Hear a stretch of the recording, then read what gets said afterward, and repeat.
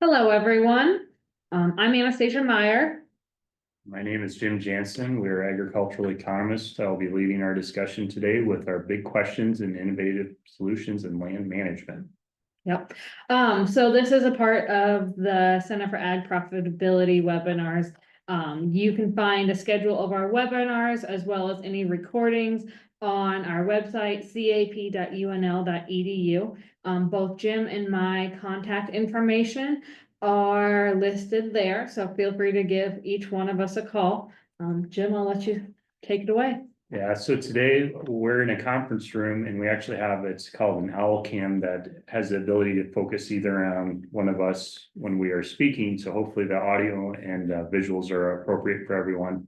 We also have laptops and open in front of us, so we'll be keeping an eye on the chat and questions as they come in. So if you have a question, we'll stop periodically before we change topics, and feel free to type that in. For those of you that registered, I think prior to last Tuesday or Wednesday, you should have received, I hope you have received a handout in the mail. And in that handout, you'll have today's slides in addition to the response survey. So if you get any input, please return your little survey to let us know how we're doing. And you will also see that there is a little handout from our sponsor that helped cover some of the costs of putting on today's meeting. So with that, feel free to reach out to Anastasia or our sponsor or myself, and we'll try to help you out through this. And let me know if there's any questions as we're going along. So let's go ahead and get started. Let's see here. All right. Oh, still doesn't want to go. There we go. All right, so today's information, the handouts, the mailing, everything was helped supported by the North Central Extension Risk Management Education Center.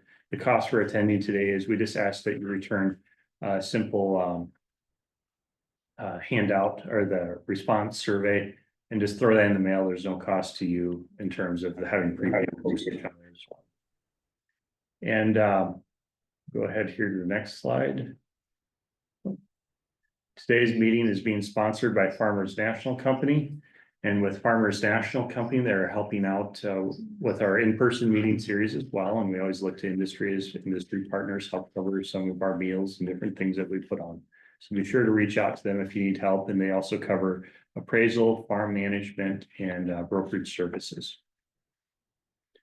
A little bit of an outline on what we have planned for today. So today's meeting, we did the Western Panhandle. We did that back on Tuesday this past week, and today we'll be covering the eastern part of the state. We have a 3-part presentation planned over the course of around 2 hours. First part, we'll be taking a current look at Nebraska land values, cash rents for 2025, and starting to queue up the second session with the lease trends for 2025, things to look at. Anastasia will take the second lead on the second part. Be looking at considerations for communication, lease provisions, negotiations, succession. And then the third part, which is new to our series this year, we're taking a look at common questions many of our extension offices received and common solutions or different ways to address some of those things. So hopefully you get some good insight and some of improve your decision making related to whether you rent your ground out to someone or if you rent ground from someone. So the first part here we have on current trends in Nebraska land values and cash rents related to lease arrangements in 2025. Just a disclaimer, just be aware that the information we're providing you here is simply based on a survey, and the actual land values and cash rents may vary based on quality of the land, what market forces, all those things. We're here just to provide you estimates on what might be occurring across the state. And we'll also be highlighting today information from the USDA National Agricultural Statistics Service. So the first piece, if you're anyone that's ever interested in Nebraska land values or cash rental rates, Nebraska Farm Real Estate Survey, it's an annual survey that is conducted across the state of Nebraska. We take a look each year at what's happening, kind of the pulse of the Nebraska land values and cash rents. You'll notice in the second bullet point. And that information was just published. So you have 2 ways to find this information. You can either one, go on the website if you have a computer, and if you don't have a computer, stop by your local public library. More often than not, they can usually help you find a copy of what you might be looking for, printed out at a nominal cost. Or two, stop by your local extension office. Many of the extension offices have these things printed out. The final report has a lot more detail than the preliminary estimates. It goes into greater depth on Nebraska land values and also further details on like historic information, things of that nature. All of this, once again, can be found at the Center for Ag Profitability website at cap.unl.edu/real estate. So how the information will be presented today, the first part, we're going to be starting kind of with the state level, taking a look at what's happening across the state of Nebraska. The next level we'll step down into is a region. So for example, today we're broadcasting out of the East District in Lancaster County on the East Campus here at the University of Nebraska. And we'll also be looking at some county level and farm level examples towards the end of our first section. These agricultural statistic districts are also very similar, or they are the crop reporting districts, I've been told, for the state of Nebraska.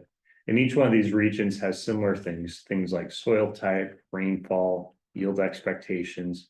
They aren't perfectly put together, but these regions tend to have similar growing degree units, for example, production practices, all these things. So we'll be talking mainly here for the eastern part of the state, but if you're joining us from the western part, that's just fine. Just be aware that some of the examples might be a little bit more focused on the eastern part compared to the western part. So let's take a first look at the Nebraska land values. So this information was just published here about a week and a half or 2 weeks ago. And the Nebraska all land ag land value is a weighted average if you take into account all the different types of land and come up with an estimate. So if you take into account the irrigated, dry land, cropland, grazing land, hay land, and came up with an average, you'll notice that the overall average for each of the regions are presented.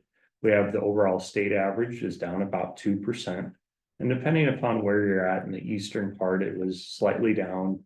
It was noted just up slightly in the northwest, but on average, it appeared based on the information set in that maybe things have plateaued a little bit. And we backed off for the first time, I believe, in about 6 years that we've seen the market value of land decline just slightly. So on the prior slide, if you noticed in the bottom left-hand corner, $39.35 an acre, $3,935. This is a weighted average for the entire state of Nebraska. If you took that average, put it on a chart, and that's the chart we have here on slide 11. And this, I forgot to mention as well, the slides are numbered. So if you're following along today and you don't have your handout, but you're taking some notes, I would just write down, say, for example, slide 11, if you wanted to note something special on here. That way, when you do get the slides, you can turn around and use those. So when we look at the Nebraska all land ag land value, that's in blue right here. Okay, remember we are a heavily irrigated state, and we had to put the marketing year average price of corn in red because we are the corn huskers. But the two things to keep an eye on, people ask, I just got asked this question this morning: what's happening to the market value of land across Nebraska? Is this a good time to be buying or selling? Well, if we look at back what happened about a decade ago, you notice we came off some of these highs that we had for the price of corn, soybeans, wheat, cattle, whatever commodity or livestock you might raise. And what you noticed is that when we went through a rapid pace of increases, things didn't drop overnight. It came down a little bit over time. Maybe that's something we'll be looking at, but the two things I'd be watching here in 2025. The marketing year average price of corn, so you could use the price of corn, soybeans, wheat, whatever you raise in your area or your tenants raise. And two, the cost of financing. So on that prior slide, you notice that the price of corn here has dropped, and obviously we're probably somewhere between $4 and $5 corn this year. Expectations are off a little bit. Soybeans are down maybe $1.50 compared to last year as well. And so farm profitability, what tenants, what operators are facing this year is definitely a little bit more pressure or stress than what it's been in prior years. So we have the two things I'd be keeping an eye on. Where is farming and ranching profitability headed? Which for those folks that raise cattle, profitability on the ranching side might be a little bit different than the profitability on the cropland side. And also the 10-year treasury yield or cost of borrowing. So we, in this example, we're just using the 10-year treasury yield rate. I'm not suggesting we're making ag land loans at 4%. There's a spread between this and the current rent lending rate. But this is a good indication on where long-term interest rates headed. And on average, interest rates are much higher now than they were, say, 2, 3, 4 years ago, back during this period of time when we've seen that rapid rise in the market value of land. It seems to me that interest rates, based on the comments of the Federal Reserve here in the last week or two, will more than likely probably stay somewhat steady. I don't know what to predict on that. And it looks like farm finances are going to be a little bit tighter than they were in prior years. So that might be some of the intuition or reasons on why we're seeing what's happening in the farm real estate markets right now. For those folks that are working on their taxes, I think income taxes are going to be due here, I'm not mistaken, here in a few weeks. Something to be aware of. I still find Anastasia and I do countless meetings like this every year. There's still people that are not aware of what's happening. So real estate taxes historically have risen to fairly high levels in our state. To address this, several years ago, it's called the property tax credit, or the PTC credit. With the property tax credit, with this, it started as a supplemental form that you had to make out when you did your state of Nebraska income tax. In recent years, though, LB 34 was held during a special legislative session this past summer. That supplemental form that you had to make out to get that K through 12 property tax credit is a property tax credit on a portion of the local K through 12 taxes that goes to support your local public school. A small portion of that gets rebated, and what the legislature did with LB 34, instead of having to make that separate form out, you'd see that appear as an additional credit on your annual tax assessment notice that many people receive traditionally in that November, December timeframe. Well, something else that is intertwined with that property tax credit, they also included a small rebate on a portion of the taxes that goes towards your local community college district. The legislation passed as part of LB 34 did not include that portion that went towards the community college. You still have to make out the PTC, the property tax credit form, if you want to receive the portion of the property tax credit that helps offset a portion of your local community college tax credit. So just be aware, if you want to get that credit, you have to make that out as part of doing your taxes. Okay, so be aware, your taxes were, the net amount that you had to pay this year was a little bit off. It was off a little bit because of LB 34, because that credit's appearing automatically. Just know if you want to get that property tax credit on your community college district taxes, that credit still has to be made out as part of that form. So if you or your tax professional does this, make sure you take a look at getting that done. All right, switching gears back to the market value of land, getting a little bit more on topic. The market value of land is really reflecting what level of financial profitability or financial pressure we may be seeing in some of the different areas across the state. Dry land, cropland, we've seen it was down just slightly across the state of Nebraska. One area did note a slight increase, but on average, it trended down just a little bit. And grazing land was a little bit different. Remember, I said the profitability of what we're doing on the land, so grazing land versus cropland. Obviously, cattle prices are fairly high right now. With that being said, we're seeing some of that farm capital, the farm finances getting capitalized into the market value of the land. So we're seeing a little bit of an increase in the grazing land values. And the center pivot values is the first time we've noticed a statewide decline in a few years. And you see places in the eastern part here down 3 to 6%. I will say there are still some sales that are doing quite well, and I don't think that the market value of land is going to drop 30% in the next 2 years. But there are areas that have indicated that some of the sales, especially in just average to marginal properties, may not be bringing what they were a year or two ago. What are some of the factors or driving forces behind what we're seeing with the market value of land across Nebraska? Well, some of those forces or factors are being driven by our economic forces we have noted here on the slide. Things like purchasing for farm expansion. This is for 2024, 2025 will be updated again, but I think current livestock prices, if I'm not mistaken, was still a very strong force. Some of the things that are weighing down on our cropland, current cropland values, state of property taxes, input expenses. Some of these things are or maybe eroding the financial position of some operations across the state that raise crops. And that might be some of the reasons why we're seeing a little bit of a decline that we've seen in here. All right, so the first part, let's talk about our first section. So in our first part of our first section today, we talked on the current state of land values, property tax credit. Make sure to take care of that if you haven't ever heard of that credit or haven't filed for it in prior years. There are ways to go back and re-amend, if I'm not mistaken, re-amend some of your former tax returns. So take a look at doing that if you haven't already.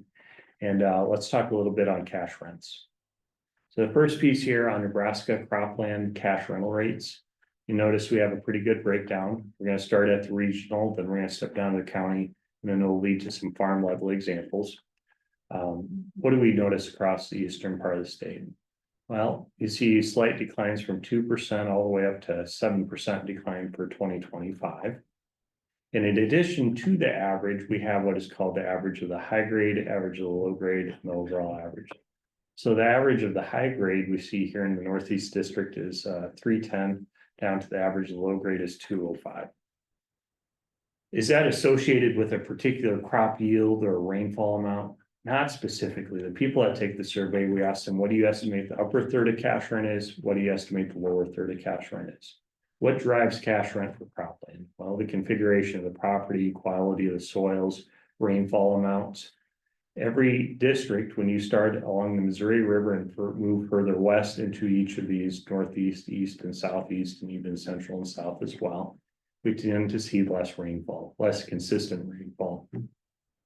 Rainfall, I would say, is one of the bigger drivers, especially on dry land, cropland, cash rental rates. And also the configuration of the field, how competitive it is, you have the presence of livestock in the area. All those things impact cash rental rates. Another source of cash rents come from the USDA. The USDA has a division here in Lincoln called the National Agricultural Statistics Service, or NASS. And with NASS, it's a survey that is conducted in recent years. They've been doing it every year. And their information, the raw numbers are published in August, but around September to early October is when you'll see this map on this next slide published. And I'll note here, this is not a University of Nebraska publication. So if you want to find it, we give you the website link right here. So be sure to take a look at that if you'd like to find that.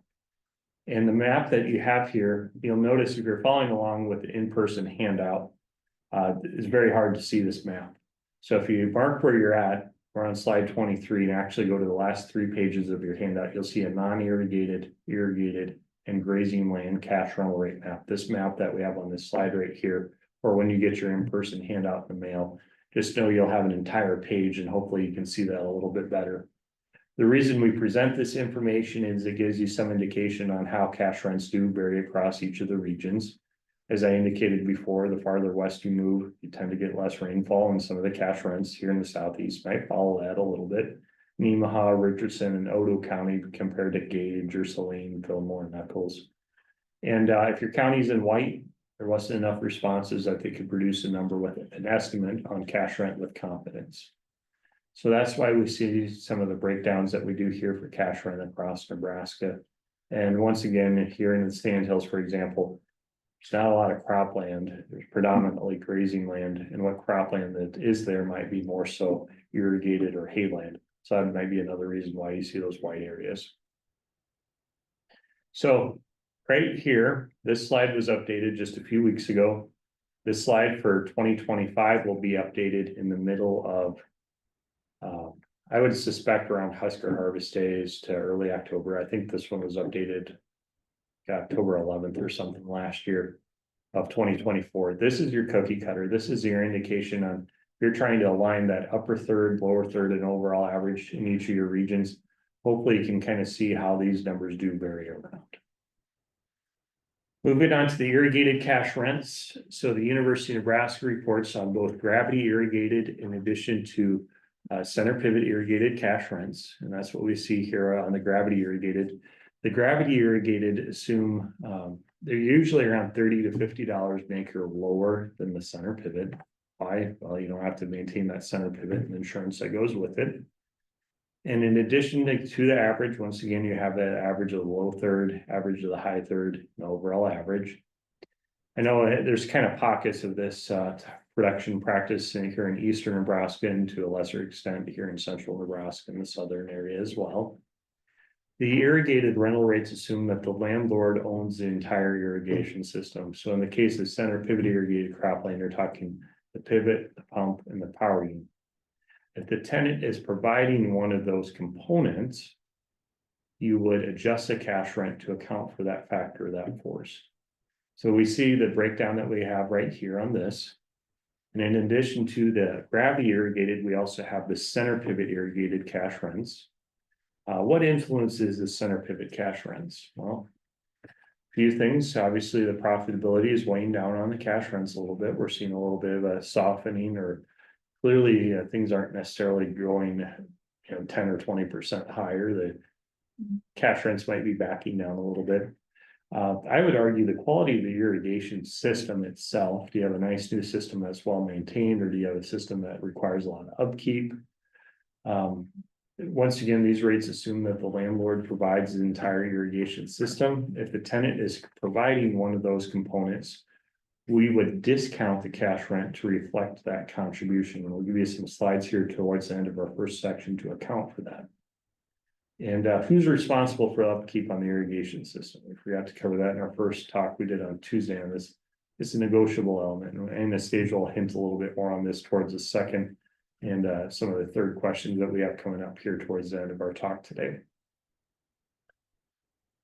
The irrigated rental rates, these are a combination rate. So if you're in Merritt County or Hall or Buffalo counties where you still have a certain degree of gravity or flood irrigation, it will be a weighted average that reflects just not center pivot, but also in proportion to the number of acres for gravity irrigated.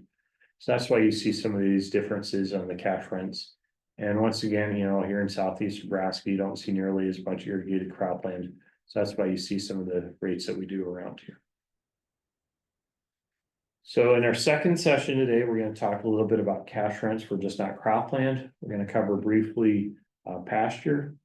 And then we'll step into our third section for our first portion here today, when we're going to be talking on taking a look at how do cash rents, how do we calculate them for 2025? What is being influenced by them? So we'll be taking a look at those briefly here. The pasture per acre rental rates.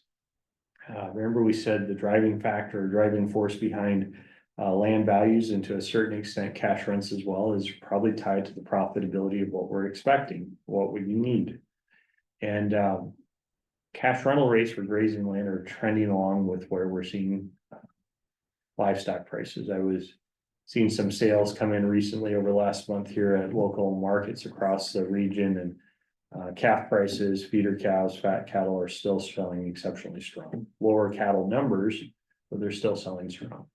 And I think the expectation for 25 is probably fairly good prices. Now, drought is a big concern, especially for grazing land.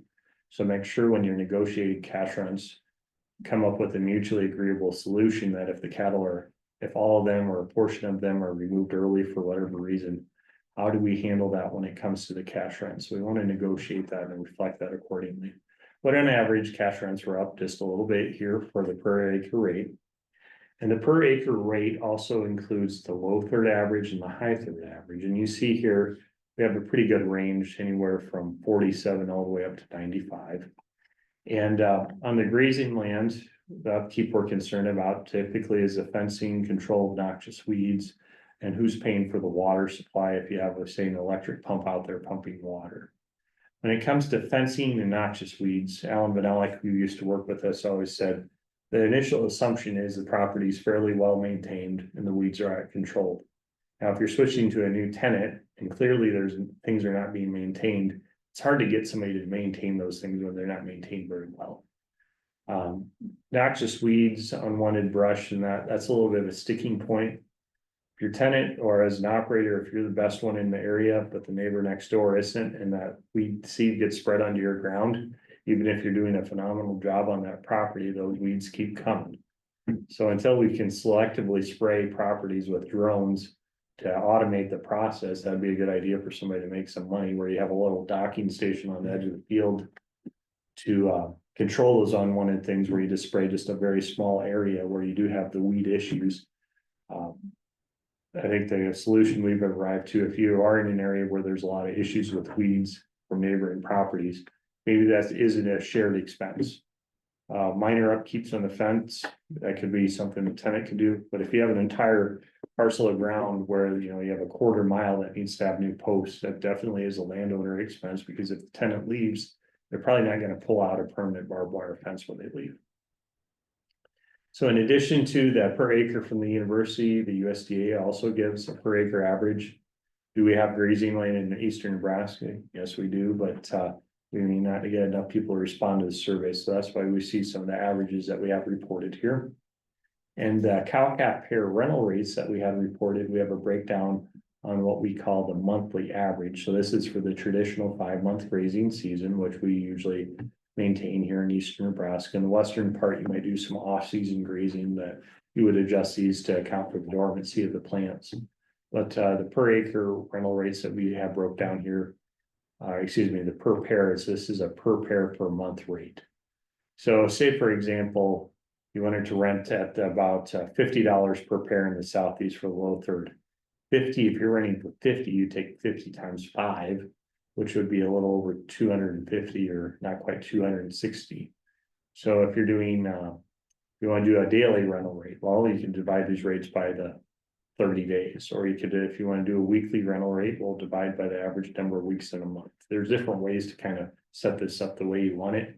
What matters most with grazing land is figuring out a rate that works for both parties involved, whether it's per acre, per AUM, per day, per month, per week, per pair, per season. And negotiate, how do we handle drought when it comes to some of these things. So we just entered the third part. So what have we talked about today? First part, we took a look at land values, the real estate tax credit surrounding these things. Second part, we did a brief overview on cash rental rates. Just know that the cash rental rates that you've seen up on the screen, if you're not following along, that's perfectly fine. You can look through your handouts when you get them in the mail. And I think they'll be doing a mailing at some point early on next week. So keep an eye out, hopefully get them by next weekend. But there's different ways to figure out cash rents. For 2025, I'd like to highlight the first and second idea that we have posed here. When we figure out a cash rent, we got to be looking at a rate that works for both parties involved with it. Some people use the word viable or equitable. I don't know if those are the best words anymore. I would say we need to figure out a cash rental rate that's reasonable, given current expectations for yield, stocking rates, commodity prices, all these things involved with it. So here's our first idea. We went through a bunch of numbers. There are different places you might be able to find the county corn yield, for example. Well, let's focus here on the bottom center part of the slide. The county rental rate per acre is, let's say it's $180 an acre. And the county corn yield is 134 bushel. If I take 180 divided by 134, that gives us the county rent per bushel. If you take $1.34 per bushel, all this says is, in this made up example, $1.34 of the sale price is going towards what on dryland corn raised in this county? It's going towards cash rent. So let's slide that to the upper right hand corner up here. And for my property, let's say my property is a little bit better on average. So the actual production history is 119 bushel per acre. Excuse me, it's not quite as good as the county average is. So we're going to take the county rent per bushel times the average yield for my property. And I'm going to estimate the cash rent would be just a little bit under $160 per acre. We're taking what we know on the left. They're stepping it down to the farm that we may not be sure on what the cash rent should be on the right. Second idea. Let's see here. There we go. Oh, I skipped one slide. Hold on. This mouse is a little waggy on land. Here we go. Back on slide 39. When it comes to the cash equivalent from crop share method, what we're doing here is we're asking the question, how do we take a crop share lease and make it into a cash rent? Anastasia will be giving us the details on crop share lease arrangements. The idea behind it is we're going to take a 50-50 split on this example. Half of the seed, fertilizer, and chemicals. Those are the big three to keep an eye on. We're going to split that 50-50. Half of that expense goes to the landlord, half goes to the tenant. In case of irrigation, it'd be also half of the energy, electricity, diesel, whatever you might use. Well, in this example, I actually used a 2025 UNL crop budget that was put together by Glennis McClure, which if you're interested, there's over, I think it's around 80 crop budgets up there for 2025 right now. And if you're really struggling getting some ideas on some of these things, you can always go in and take a look. But let's say my property yields 160 bushel, landlord gets half, tenant gets half, so that's where 80 comes from. And I think the price should be, let's say, 446 a bushel. 80 times 446 a bushel, that gives me an estimated income of about $356.80 an acre. Now, with that, let's say half the seed, fertilizer, and chemical were about $165 per acre. The landlord stands to make about $191 an acre. Or if the tenant would come to you in March and say, you know what? Why don't I offer you, let's say, 190 or 195 in cash rent, or 185, whatever, something close to 190. That would be the cash equivalent from crop share. We're using a crop share to estimate what a cash lease might be. Now you'll see if you go through your examples in front of you there, if you look at July and November, we go from 446 to 392 to 427, so that we let the price bounce around. Chances are you're not going to raise exactly 80 bushel. It's going to be more or less than that. The only thing that really kind of stays steady throughout the year is your input expenses. For the short term, they're basically fixed. Once you put the fertilizer and seed out there, you can't go out there and practically pick those things back up. They're going to be utilized by the plants or by the plants. So this is one idea on estimating cash rents. You can draw up different scenarios. What if the price of corn is 556 or 356? Well, you probably won't really use that prices, but you know, I tried to pick prices I thought would be somewhat reasonable. Last December, when we put this slide together, I was hoping that we're going to be getting a little wetter and maybe prices would back off, but who knows, maybe there'll be a bounce this fall if things do get dry. So that's the breakdown that we see right here. And in addition to that example, for those folks that are in the hay business, if you're in a little bit more of a grazing land area or have a grazing land property, let's say our property yields about 1.5 tons per acre. So landlord gets a third of the hay in the central example here, and they get about half the hay on the far right-hand example. Now, under the 1/3, 2/3 split, when they do this example, the landlord gets a third of the hay, and the tenant puts it up, cuts the hay, breaks it, bales it, whatever.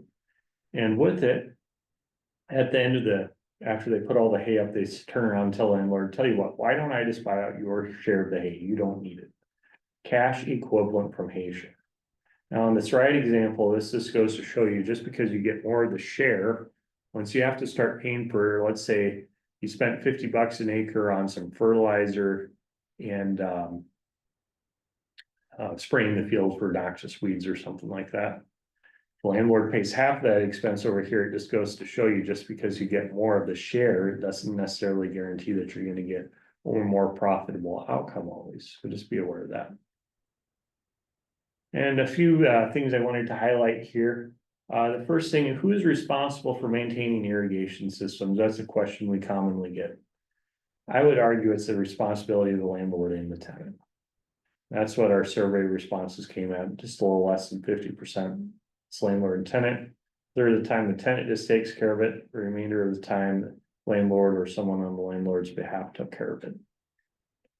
And how much do you discount the cash rent when the tenant owns the irrigation system, owns a pivot, the center pivot out there? So example, you have an irrigated parcel of land, landlord owns everything, but that our old pivot wore out, so the tenant put a new pivot on the property.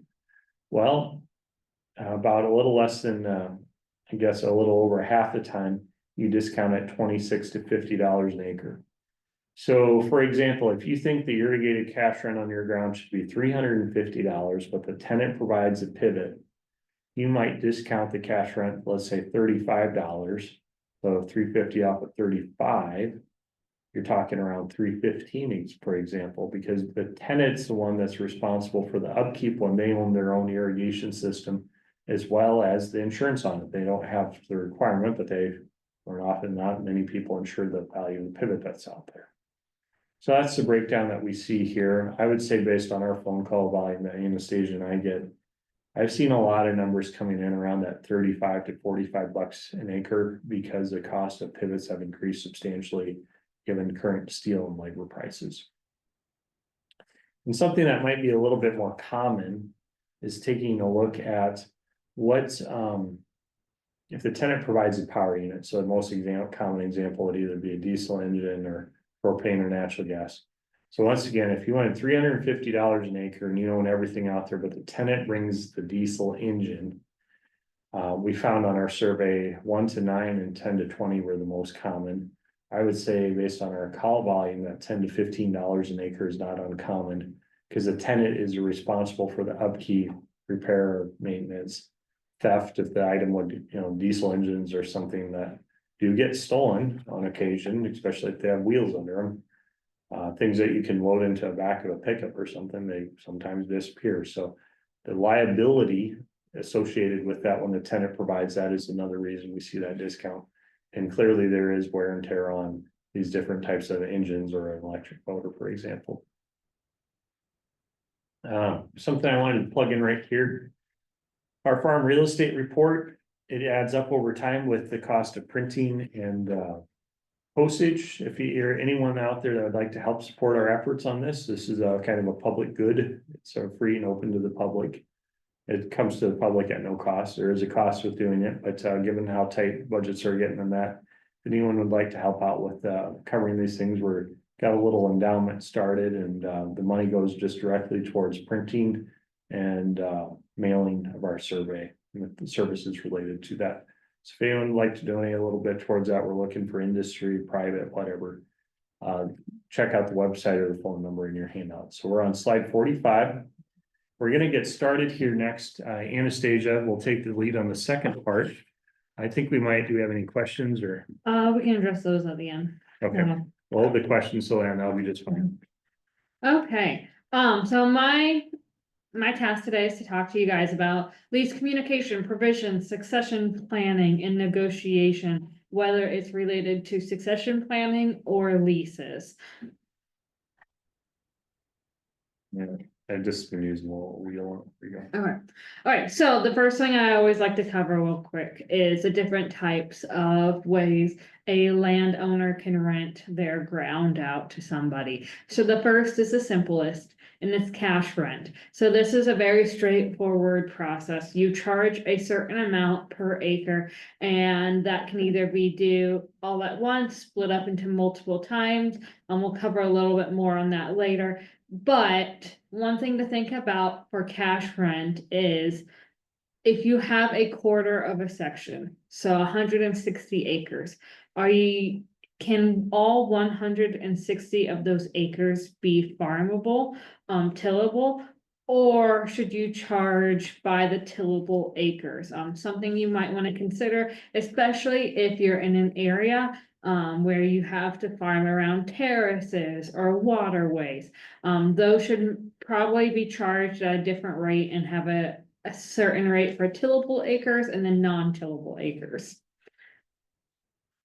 The next is going to be a flexible cash lease. So this one gets a little bit more complicated than the cash rent situation.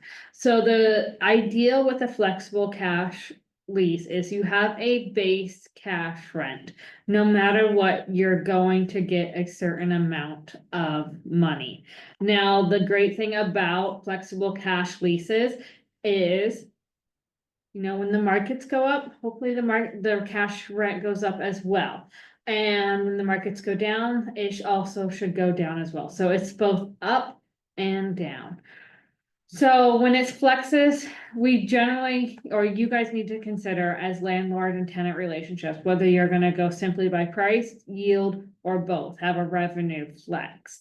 No matter what you choose, this is going to require more communication than the cash rent agreement, because you're going to have to share your yields. You're going to have to share more information and talk more with each other.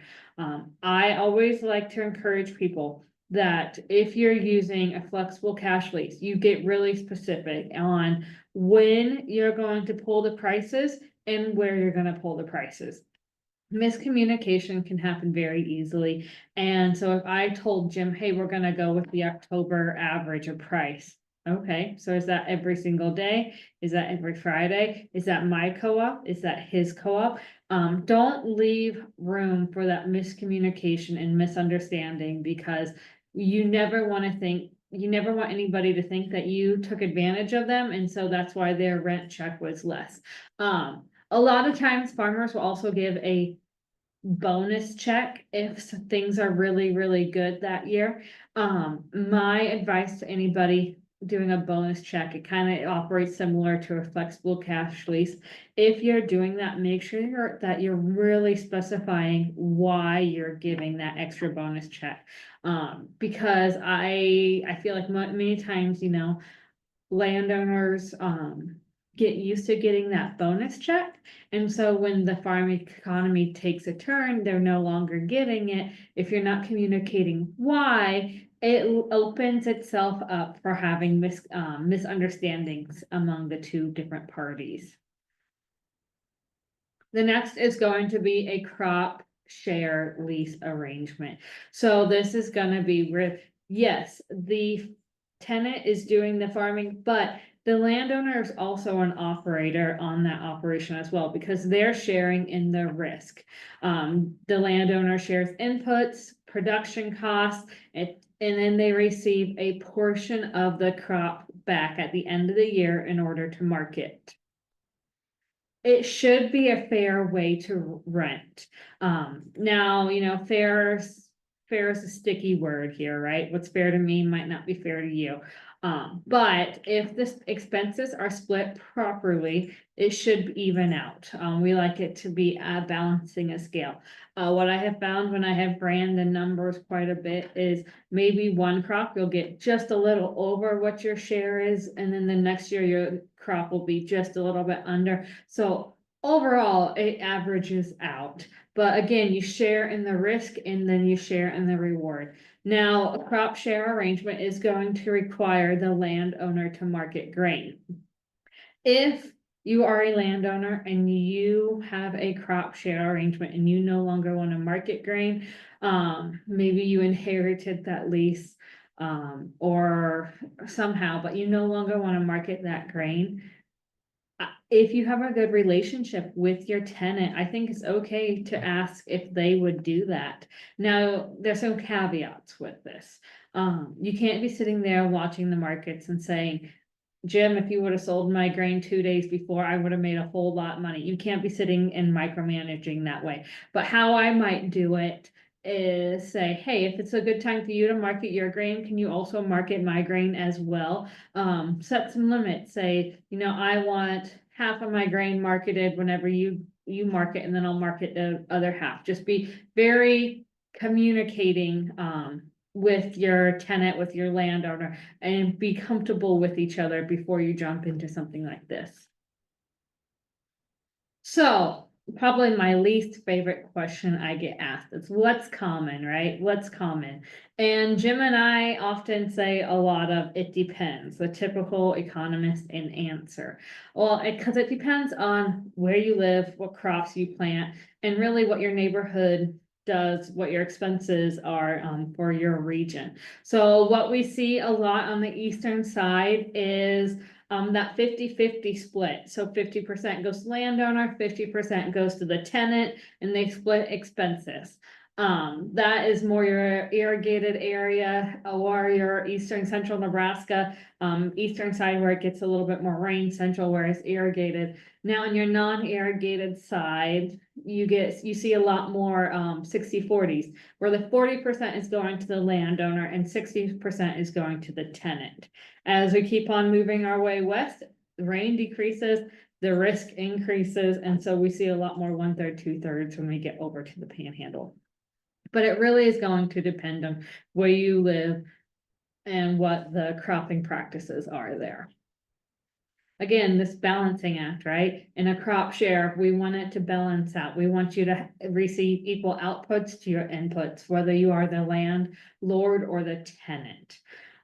So one thing to also be thinking about is, as a operator, the landowners are still they can still purchase their own crop insurance. If they don't want to, that's fine, but as a operator, you are available to purchase that crop insurance. And one thing also to think about, the government payments, if they are paid, you will receive a portion of that if you have crop share arrangements.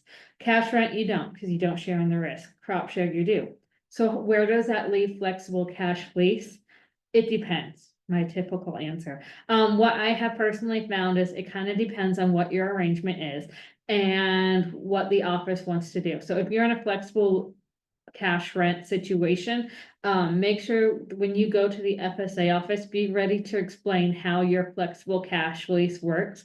They are going to decide then if the landowner shares in the risk, and they will decide then if they get a portion of these government payments. So government payments can be anything from this economic assistance money that is just released right now, or any farm commodity program payments.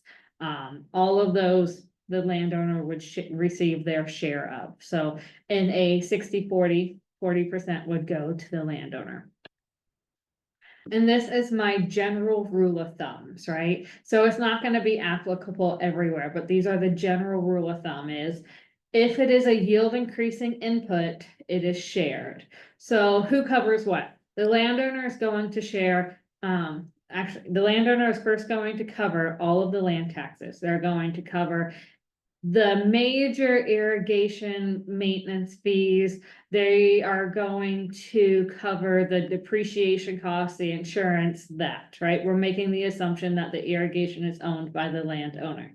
The tenant, they are going to cover all of their labor, any minor irrigation repairs. So maybe that's, the first gearbox, first tube gearbox.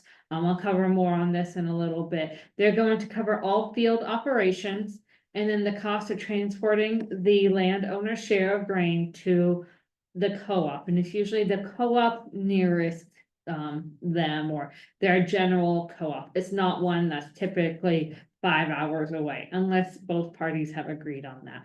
So what is shared? Well, each party's going to get their own crop insurance. And fertilizer, insecticide, fungicide, all yield increasing inputs, they are shared. Herbicide during the growing season is shared. Why do I say during the growing season? Well, 20 years ago, we were seeing a lot more disking happening, right? As a way to knock down the weeds. Now that's not the case so much. We see a lot more burn down applications. So that burn down is taking the place of the disking. That's typically just going to be a tenant expense. So herbicide during the growing season is shared. Energy for irrigation. And then the next one is a little bit tricky. Seed is kind of all over the board, honestly. Seed's a lot more expensive now, and it allows less insecticide, fungicide, and different herbicide costs to be decreased. So I do think seed is something that should be considered shared if you are in a crop share situation. I have some that refuse to, I have some that share the complete cost, and I have some that share on a portion of it, but you guys need to come to that agreement on your own. And again, each party gets there to market their crop. The next operation is a custom farming arrangement. So when I say custom farming arrangement, the landowner is the operator. They have 100% of the risk. However, they're not the ones sitting out in the tractor. They're hiring it done, or they're giving a share of the crop for somebody to do the planting, the harvesting, everything. But at the end of the day, the landowner is going to be making the decisions of what is planted, all of those different practices. They get to make those management decisions. With that saying, they get all USDA payments because they have all of the risk. So let's move into leases here. If you have a verbal lease, let's put it on our to-do list to get that lease in writing. Why? It protects the landowner and the tenant. Things happen, people pass away, protect your heirs, protect yourself. Make sure that lease is in writing so that each party knows what to do. If you were to pass away, would your generational knowledge of farming, would your heirs have that same, whether it's a wife or your children or whoever inherits the land, or inherits the farming operation? Do they know how much to pay? Do they know how much they should be receiving? Make those expectations clear in a written lease. So in Nebraska, verbal leases run the entire year. They start March 1, and verbal lease termination has to be given 6 months prior. So in order to terminate or change terms in a verbal lease, that has to be given by September 1. Not the same for pasture. I'll cover that in a little bit. So if you're gonna get a written lease, does it have to be super complicated? I don't think so. I think at the bare minimum, you need a start and end date of the lease. So when is it starting? When is it ending? When is it going to be terminated? Does notice need to be given? I think professional courtesy is you need to let them know, whether it's a formal way or an informal way, depending on your guys' relationship. I think termination has to be given. Can that lease be negotiated? So when is it going to be negotiated?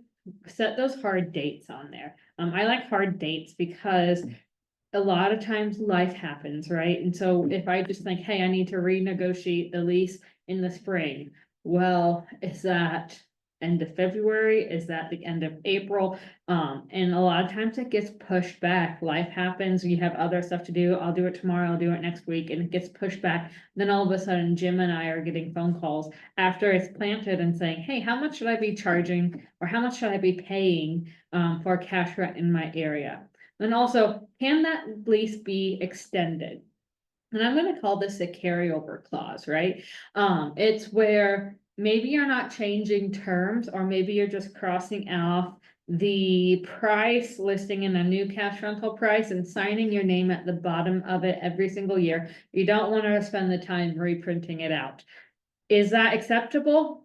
Well, if you have how termination is going to be given, that is acceptable then. If you don't have anything in your clause saying how that lease is going to be terminated, it goes back to verbal lease verbal lease laws. So really be specific and mindful of how you want to carry on these leases. Some things that I think people should be thinking about, especially if they are getting a new tenant, is if you've had a long-standing relationship with your tenant, this is probably something that you don't need to be worried about so much of. But if you have a new relationship with a tenant, you might want to consider doing a soil sample at the beginning of the lease. This would probably require you to pay for the soil sample to start off with, and then say at the end of the lease, the nutrients in the soil have to be similar to where it started. And why? Phosphorus is expensive. And it can also be stripped out of the soil if it's not put on adequately enough. So as farm economy goes down, maybe we're not putting on so much fertilizer. And so make sure that you are protecting your land and against mining of the soil. Now, lime is also very expensive. And that should actually be a landowner expense, because that lime stays with the soil. So if your tenant is applying lime, which typically I see tenants do apply the lime, you should be looking at a multiple year lease. Lime is typically good in the soil for 5 years. So what that clause might look like is, let's prorate it out. If I terminate you after 2 years, 40% of that lime has been used up. I now have to pay 60% of that lime, because 60% of that lime is still in the soil and it's not going to move with the tenant if I terminated that lease. So those are some different soil provisions I think you might want to consider. The next one is, who fixes the erosion. I think the general maintenance going and maybe doing the light disking, maybe on the backside of terraces, the general maintenance, that should be a tenant expense. They shouldn't be charging you for that. Now, if you have a big problem, like the picture in the first, top picture, that's going to require that specialty equipment. That excessive erosion is going to be a landowner's expense. Now, what about pastures, non-crop acres, cedar trees, noxious weeds? Again, hopefully you're getting that in a new lease in good condition. Hopefully that below picture, that's going to require a lot of work, either walking, cutting cedar trees, burning it, whatever the case might be. So the general maintenance going around, the yearly trimming of cedar trees, the minor noxious weed repairs, your tenant should be taking care of that. A lot of times with noxious weeds, I see the landowner paying for the chemical, because at the end of the day, they're gonna be getting that nice little letter from the county. And then the tenant is going to be the one doing the application. They're gonna be providing the labor. So who controls it? It kind of depends on if it's a long-standing lease or if it is a new lease. But the general maintenance is going to be the tenant. Any major repairs is going to be the landowner. Now, if you have a new tenant going onto this pasture with a lot of cedar removal, maybe you consider a multi-year lease, maybe a 4-year lease that says like, can you tackle a quarter a year, and I'm gonna give you a reduced rental rate. That's something you can think of. At the end of the day, you can put whatever you want in a lease provision. We're Nebraska, go big red. If I only want red tractors farming my ground, I can put that in the lease. However, I have to find somebody who is going to be willing to sign that lease, and am I going to actually enforce it? So if you have an organic field and you want to keep it organic, it's certified, you want to make sure it stays certified, put it in your lease. But remember, are your provisions matching each other? So they can't be contradicting. So if you have an organic field, you probably can't have a no-till consideration in there as well. So make sure that your lease provisions are all making sense with each other. Now for pastures, who's taking care of that fencing? Like I said, it's going to be that general maintenance, the tightening up the fences, replacing things here and there. Your tenant should be doing that. The major fence repair is going to be on the landowner. Now, a lot of times we see again, the landowner paying for the material, the tenant providing the labor for a reduced rental fee or a multi-year contract. That's negotiable, that's up to you guys. But if you are a landowner, do you have the right to ask the tenant to remove their cattle if fire, hail, or drought occurs? We know that overgrazing can have multi-year lasting effects on a piece of ground. So if you have a verbal lease, really, you can't ask them to remove their cattle early. So you need a written lease to do so.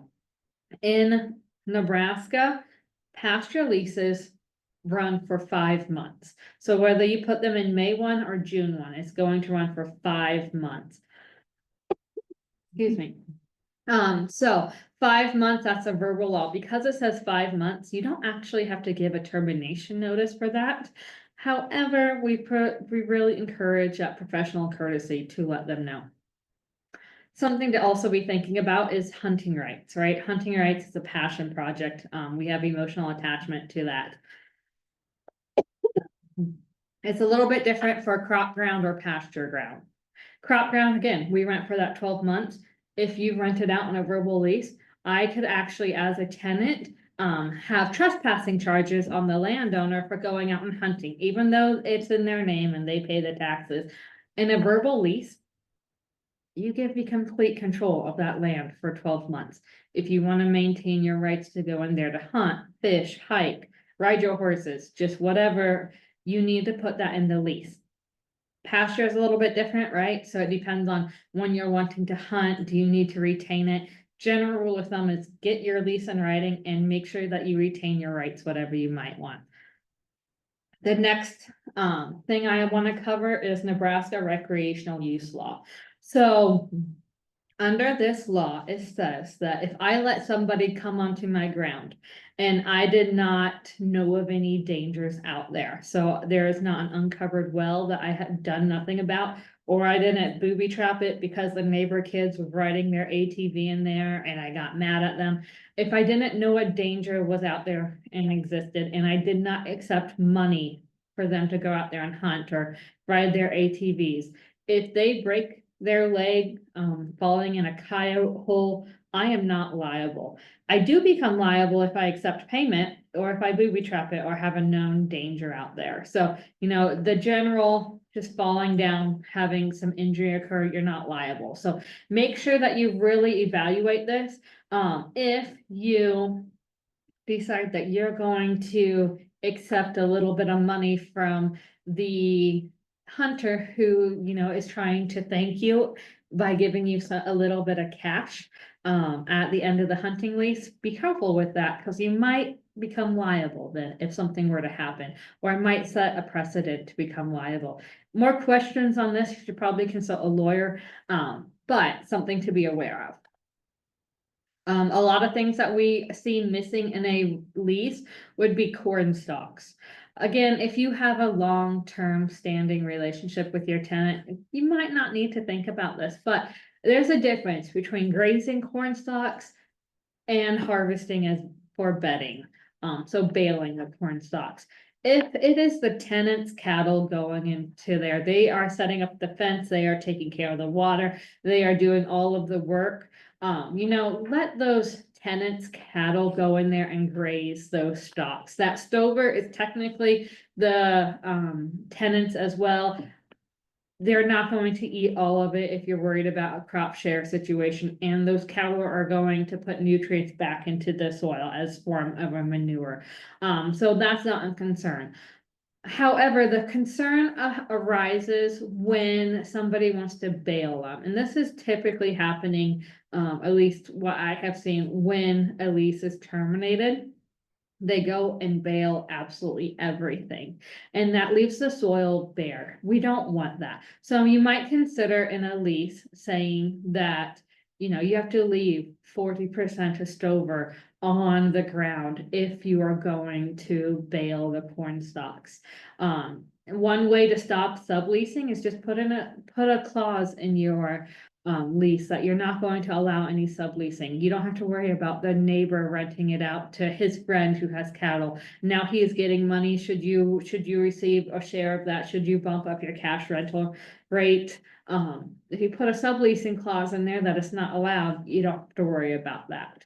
And you might want to consider, if manure is applied to your soil, you might want to limit that to once a year. Phosphorus, we said, yes, it can be expensive, but it can really build up fast too, in the form of manure. So you might want to consider limiting that to once a year. And why is too much a good thing? It's because when you have too much of one nutrient, it limits the uptake of your other nutrients. So you might do a soil test and it might say everything's fine. Just one's out of whack. It's just going to limit your uptake of everything else. So you would probably see a yield increase. Sorry, a yield decrease.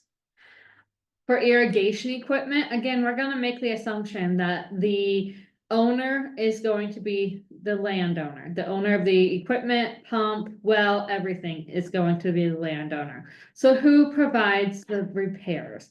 The tenant is going to go in and, you know, do the general timely repairs of cleaning the nozzles, that kind of stuff. But have a written lease that says the first maybe $500 or $1,000 in repairs is going to be covered by the tenant. Most of the times the tenants are doing this anyway. They're covering the first gearbox, maybe the second gearbox.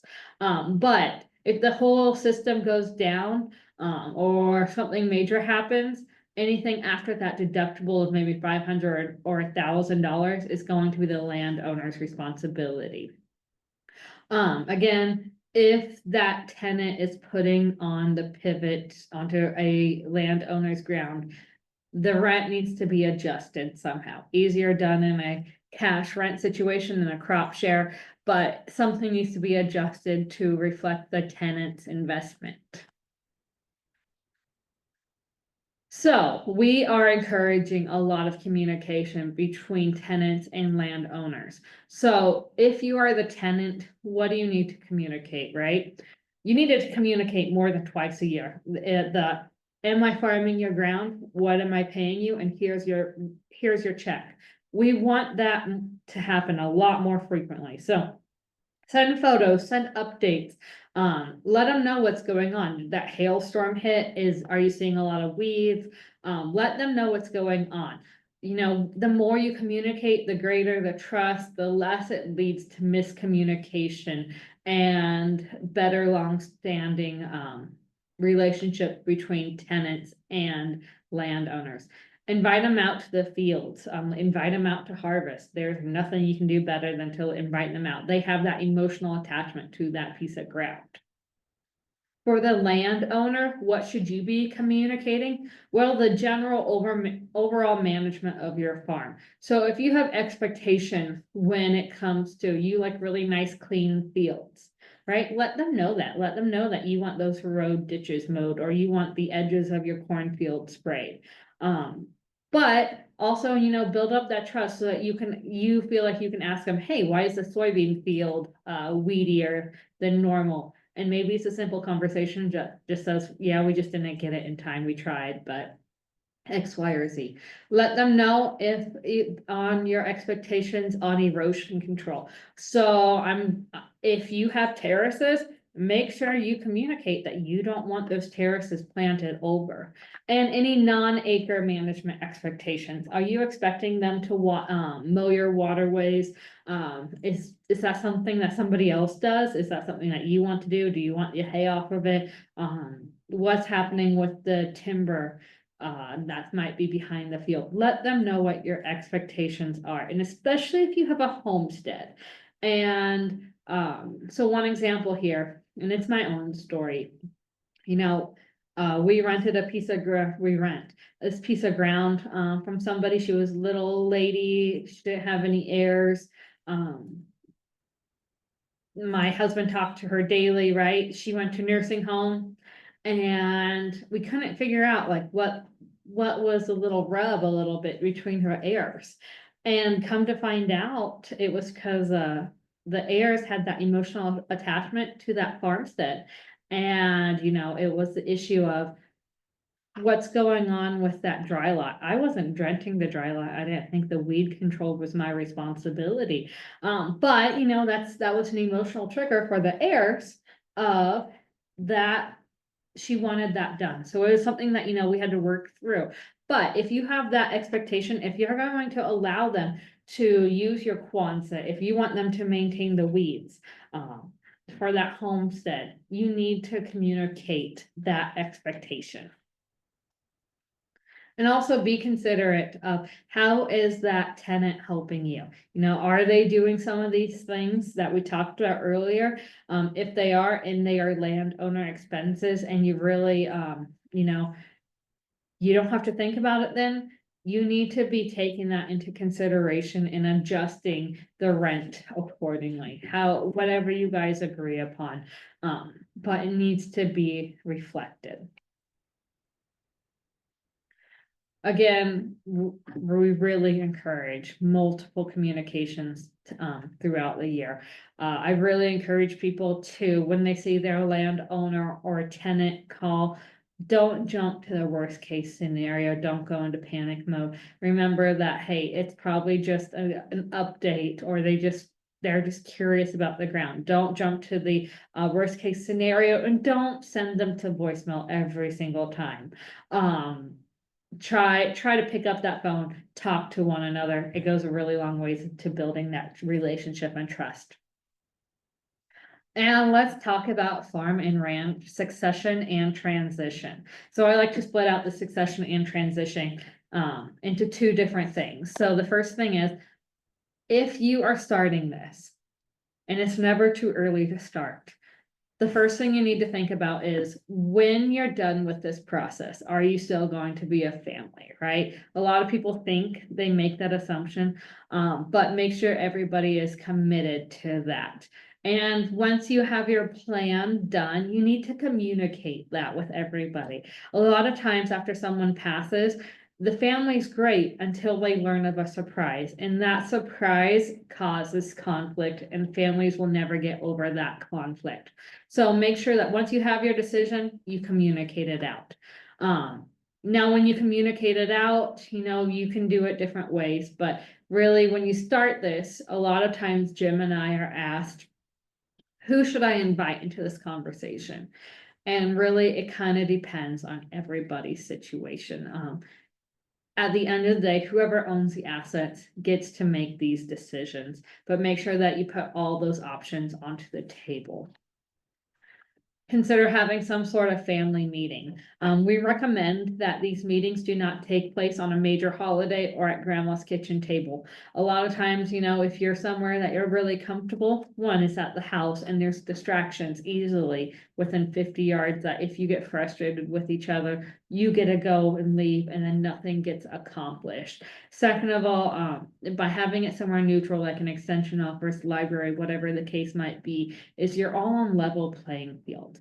A lot of times we see that family falls into that dynamic of maybe dad or grandpa holds the power, mom or grandma is playing hostess or, wanting to see everybody keep the peace. And then potentially the kids, they might fall into their hierarchy or they might forget that, hey, they're no longer the 15-year-old that they used to be. So try to have it at a neutral location where everybody's on a level playing field. Who comes in, maybe it's just the heirs. I encourage at least you invite the in-laws, especially if they have a part of the farm, whether that is they're on the farm, maybe they have an off-farm job, but they're on the farm, they're contributing. Make sure you include those off-farm heirs as well. Why do I encourage people to include the in-laws? Well, they have that different attachment, right? They don't have that emotional attachment to the ground, so they might ask questions or be thinking of things differently. Make sure you take a good record of the meeting. So make sure that my recollection is the same as yours. Make sure somebody new is taking notes every time. It doesn't always need to be the same person. Now you can limit, do the in-laws get to talk once at all, whatever the case might be, but make sure that you set those rules for the meeting prior to starting and make sure everybody is committed to those rules. Otherwise, a lot of times we see that a discussion point happens and we just go around and around and around that one discussion point and we never get anywhere. So consider setting up some rules prior to having these family meetings. Again, make sure you spend a lot of time on that goal or vision. Where do you want to be in the future? And make sure your family's committed to that. If you're all committed to one goal, maybe there's going to be some concessions made in the future on one thing. And it's, like I said, it's never too early to start thinking about this. This Iowa survey asked farmers, do they plan on retiring? And under 20% said that they never plan on retiring. Okay. Those tractors better have some auto stops. The next one is they're going to semi-retire, which just over half of this. So this looks like maybe they're not doing at the physical labor as much anymore, but they're still heavily involved. They are still the head honchos making all the decisions on this farm. And just over 20% actually plan on retiring. So UNL followed up with this survey from Iowa and asked why. Well, a lot of times farmers have a hard time giving up control of the land, right? What a shocker. 69% said that modern farm equipment allows them to farm longer, which relates to they don't know what else they would do, so they're just going to keep on farming. Over half don't have a successor. So again, they're just gonna keep on going. And the hardest one probably is 66% relate retirement to their own mortality. It's not easy to think about your own death, so therefore, we're just not gonna think about it. Our farm is just gonna keep on plugging away until until I die and somebody else has to think about it. So the general overall, hierarchy of this is producers are not likely to retire, but everybody's going to pass away at some point. Again, we're gonna go back to this control. Do you want the control? Do you want some control over what happens to your things and your business when you're gone? Because if you want, you need to set that up prior to passing away. A lot of times we assume that, the succession planning and transition planning is going to be too complicated. It's a lot of mental work and we don't like to think about our own death. But I think the biggest thing is we are afraid that if we do something wrong, we are going to be the reason why our kids do not get along in the future, right? That's a big, heavy burden that I think most people are faced with. We don't want to be the reason why our family doesn't get together at Christmas anymore. So how do you go about that? Where do you go? How do you get over that? Well, let's start small, right? Everybody needs to have end of life plans and documents. So everybody, whether you're 18 off in college or 88, needs power of attorney for your healthcare and for everything else. Okay, that's step number one. Then let's think about our business succession planning as one bucket and our estate plan as another bucket. So the business succession planning is going to be, can my business succeed without me? If it can, where is it at financially? And how am I training the next generation to take over? Am I gonna start out with them making huge financial decisions but have a lot of risk? Or am I gonna start them out early? Do I have what I do on a daily documented, or did I train them well enough that they're going to know what to do in the future with my business? And then the next thing is my estate plan. Simply, what are the legal tools I need to have in place to make sure my assets go to the right person, or is passed on the correct way. I always get asked, what should I do? My neighbor has maybe a trust that worked great for them.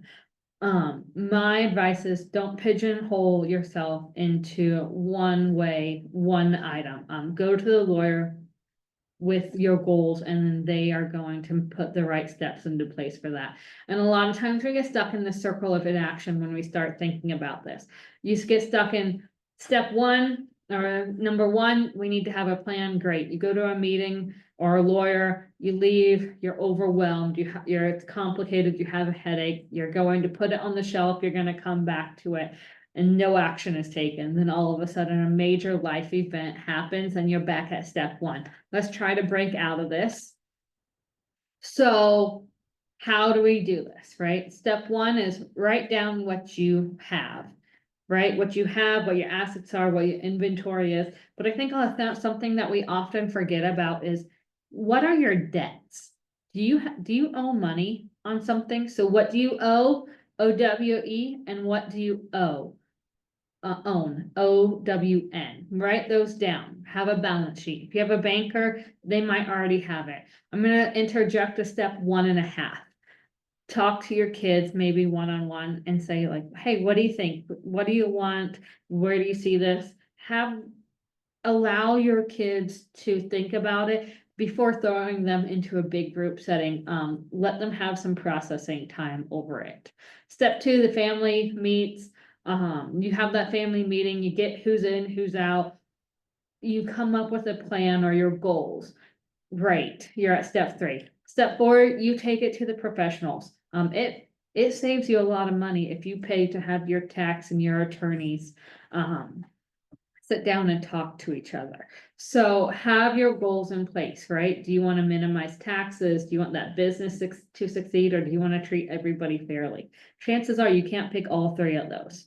And then great. The the professionals put the right tools into place, you have the succession plan, go out, celebrate, go to your favorite restaurant, but make sure that you review it periodically. You know, life happens, death, divorce, disagreements, debt. Make sure you review it periodically and that you can adjust it accordingly if you need to.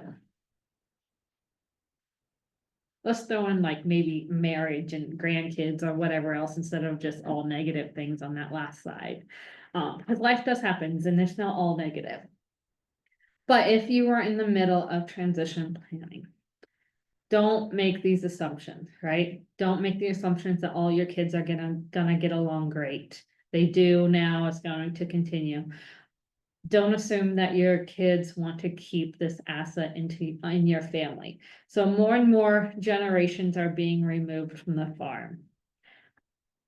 Do they want that piece of farm ground?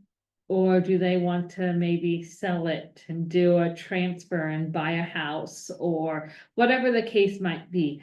Don't assume that they want it. Make sure that they verbally commit to it and that you know it's actually what they want. When I die, I'm gonna be gone. I don't care what happens. The kids are just gonna have to figure it out. Greed and grief can cause some really funky things to happen in families, and a lot of times it's not good. So greed and grief will often times cause conflict.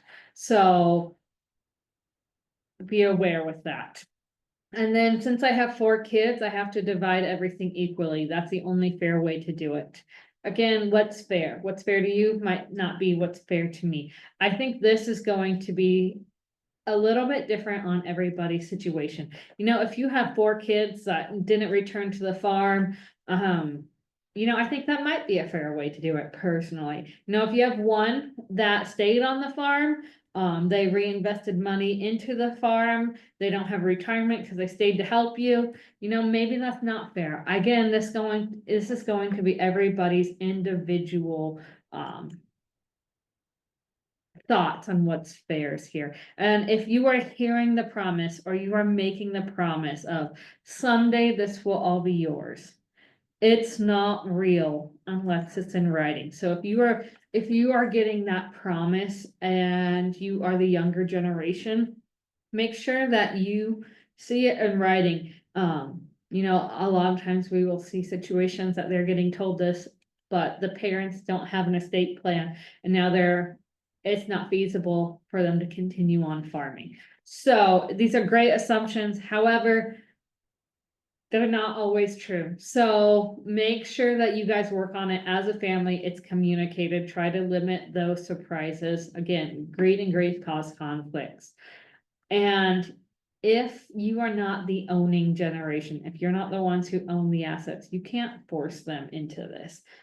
You can't push a rope and mom, dad, grandma, grandpa, whoever the case might be, they need to be on the same page, right? So if you are the younger generation, you can't force them to start making these decisions. It has to be on their own accord. Now you can give some subtle, you know, nudges saying, hey, we need to think about this, or hey, you need to think about this. I need to think about how this is going to affect my future, but you can't force anybody to do this. We have some questions here. Tell you what, I think what makes the most sense is we'll go ahead and finish out the 3rd section and then we'll hold the questions till then. I'll give Anastasia when I'm going through a few of the slides, she can review the questions. I added some time to go through them and some of these questions might get answered a little bit as we're going through what we call Ask an Expert. And we're right on time today, so we should have plenty of time to address everything. So what did we talked about so far today? The first part, we took a look at current land values, cash rents, and ways to calculate cash rents. The second part, Anastasia stepped through basic lease provisions, who pays for what, how do we handle farm succession, trying to motivate people regardless of your age, at least have a plan put together of some type. And then our third part today, we have about 10 to 12 questions here that perpetually get asked to our extension offices. And what we'll do is I'll take a couple, then she'll take a couple, and we'll keep trading on back and forth. So the first question we have presenting here, we're starting on slide 80 of our 3rd section now. When should the cash rent be due for my crop or grazing land? Well, This period of time, it depends. So as a landowner, what are the two things you're gonna have to pay over the upcoming, let's say, late spring and early summer? Well, most people would say you have to pay the real estate taxes, but one of your biggest land ownership expenses in terms of being a landowner. Well, asking for a portion of the rent is not uncommon when the lease is signed, maybe a third or a half. Why? Because if a landowner has to pay the real estate taxes, that portion of rent probably has to go towards at least, if not all of it, a good chunk of the real estate taxes. Now, it's not uncommon to see the later amount, the remaining half or third, delayed until the following fall, around harvest time, or if the calves, when they're removed off the property, even if they don't necessarily sell the calves, maybe they retain ownership and feed them until after the first year. But still, you can put an opportunity value on it. Also think about the capacity of who you're renting to. A beginning farmer might have a little bit different cash flow and resource availability than, say, a well-established individual. If you need all the cash rent up front day one when the lease is signed, that beginning farmer is probably someone that's going to have to pay, use a line of credit or something like that to obtain the funds, and that means your cash rent is probably 5 to 10% higher than what you're charging because you have an annual interest expense on it. So you got to think about the capacity of what you have and the things surrounding that. Anastasia talked about this one a little bit. Do you want me to take this one, or should I take it? You can just finish. I'll take the next slide or two. So what's the best way to set up a lease arrangement? Should I do you doing a single year or a multi-year lease? Well, before I answer the question, I think it always is a good idea to have a multi-year, if not multi-decade relationship with your landlord or with your tenant. The longer you're with someone, that tends to show, each other mutual respect, but also that individual that's farming the ground is probably going to take good care of the land, because over time, there are things you can do. So there's no set standard on what it has to be. You might see a multi-year lease when the tenant is doing things like putting down a soil amendment, such as lime. There's our other types of fertilizer that exceed 1 year in value. And if you do the multi-year lease route, let's have a deal in there that says we're going to readjust the cash rent every year. And I'm not saying just up, but also down to account for differences in crop price, yields, and all these things. A lot of unknown every year. I mean, think about 5 years ago. Do you think what's happened over the last 5 years could have anyone predicted? And I'm not talking political stuff. I'm just saying changes in prices, drought, COVID-19, some of the things that there's all kinds of uncertainty.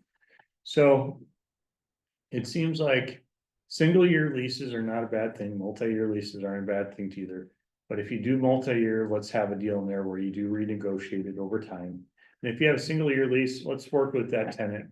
You get first year is the tryout, or the first 2 years you try out that other individual, make sure it's right for both of you. But let's have multi-year relationships when it comes to that. So I think that kind of wraps up the lease questions. So let's have you take the next couple. Yep. If a tenant does not pay a landowner in accordance to the terms of the lease agreement, whether it's the amount or when it's due, does the lease continue until the termination date? Well, again, our typical answer of it depends. So it depends. Do you have a written lease? Does it have any provisions for late payments? Is it eviction? Is it adding an extra fee on? Some states have laws really specifying how this is all working, but something that I think landowners need to think about is like, what is the rent here, right? How much is it? Because if you file a lien, if you take it to the lawyer, that's also going to cost money. So are we talking a huge chunk of money here? Is it a large piece of ground, or is it a small piece of ground that you're gonna have more fees either filing against them? So really it's gonna come down to, it depends on what your lease says. And really, for your own certain specific information, you probably need to consult an attorney if you do not get payment. So if you have a handshake lease agreement or a verbal lease agreement and you want to go to a written lease, where can you find the information? Well, good news is we have some examples for you on the right-hand side of the screen. This is an example lease. You can take it, you can download it. You can copy and paste what you want, leave out what you want, don't want, whatever the case might be. But remember, a handshake or verbal lease agreement has to be terminated or adjusted by September 1, 6 months prior to March 1, because we rent it out for 12 months out of the year. So, it might be too late to make those adjustments. If your tenant is not willing, legally, they are in the right. Now they might be okay with it changing the rental price, or, they're probably not going to vacate the land right now because it's right before planting season, and legally that's in their right not to do so. For a pasture, remember, in termination, you only rent it for 5 months out of the year, so you don't need that 6-month termination notice. But we really encourage that professional courtesy. If I know I'm not gonna rent my pasture out to Jim next year, I'm gonna tell him so that he can make his adjustments accordingly. And hopefully we're doing this for crop and pasture so that they're not buying inputs or planning on it. They can adjust it accordingly before he's hauling his cattle in, and I already have some other cattle in there. So we recommend that professional courtesy of letting the other party know. And so this aglease101.org, if you type it into your browser, you click on the document library up in the corner, it's going to take you to this page. On the right-hand side, we have these form fillable PDFs. So you can download them, you can handwrite, you can type in, or you can copy and paste what you want in here. These are going to be very lengthy, right? You heard me earlier say that I think a good lease can be simple. These are very lengthy, and maybe not everything applies to you, so you can take what you want, leave out what you don't want, and really tailor it to what meets your needs. On the other hand, left-hand side are gonna be different lease publications. So these are lease publications or surveys that we really can't, either we don't have the funding for, or it's just not, we don't have the time for it, kind of a thing. So if you were to give Jim or I a call and say, hey, how much should we be renting out our Quonset? We're gonna bring up this right here at the bottom. We're gonna tell you what the right is according to the survey, and then we're gonna probably tell you to bump it up, because a lot of these are 10 years old. So again, inflation, you're gonna need to adjust it accordingly, but this is the best information we have, especially for farm building rental rates. I'd say on the farm building rental rate survey, take those rates and add 50% Mhm. onto them, just give them the cost of building materials and labor now. Also, if you are transitioning maybe to a younger generation and they're slowly buying out maybe your farm equipment, this is a good publication, or a cattle herd, they have those agreements already kind of filled out for you that you just need to put in your own information. All right, so the next question here, what provisions need to be in a verbal lease termination letter? We can't be giving out legal documents, and that's one reason we don't have any example lease form letter or example lease termination letters on the farm real estate webpage, or on the other Center for Ag Profitability web pages. But just look for basic things. Think about, what do you put in a letter? Well, you have to have the name, dates, people involved, description of property, terms stating the termination of lease, also things like removal of personal property. So think things like an electric or a diesel engine, natural gas engine, or an electric motor, or something like that on a rented irrigated parcel of ground that needs to be removed by a certain date. If you're not comfortable writing this, you can always consult an attorney. Many can send a letter on your behalf for a couple $100 maybe. And also, if you need to have proof, we need to send this certified mail. It seems like the mail's taking longer to get where it needs to go than what it maybe did in the past right now. So don't send it the day before this letter is supposed to be sent. You gotta be sent, I'd send it a week and a half at least. So be aware of that. And you can give a verbal termination notice too, but written is what you can prove. Go ahead and take this one. So if the ground is going to be sold, the current lease ends at the end of February this year. Does notification need to be given? Well, technically, no. If that lease ends, on February 28th. That's what the lease says, termination does not need to be given. However, if there's nothing in there saying that this lease terminates at the end of the lease, or it's a verbal lease, you need to give that termination notice. Again, we're doing the professional courtesy. Let them know in enough time to, one, it meets the requirements of your lease, whether it's verbal or written. Cause most buyers don't want to inherit a tenant when they purchase land, especially if it's in a multi-year lease. So anything that's current or not terminated, it does require a termination, or it rolls over to the new owner. Pretty good. So let's talk about some improvements here for a little bit, and this kind of relates back to some of the discussion about upkeep and repairs and maintenance on irrigation equipment. So who is responsible for paying the bill if you hire a company to come out and work on the equipment? Well, and the first thing, what does the lease say about repairs or upkeep on the property, whether it's an irrigated parcel of ground or livestock buildings or whatever? So if you don't have that in there, specify what happens. What happens if the tenant cannot get a hold of the landowner during a critical period of time, such as a heat wave when the irrigation equipment might be running? So when it comes to these things, it's not uncommon on irrigation leases to see that the tenant may be responsible for, say, for the first 500 to 1,000 repairs. Think of smaller consumable things, fixing flat tires, repairing small components on the pivots.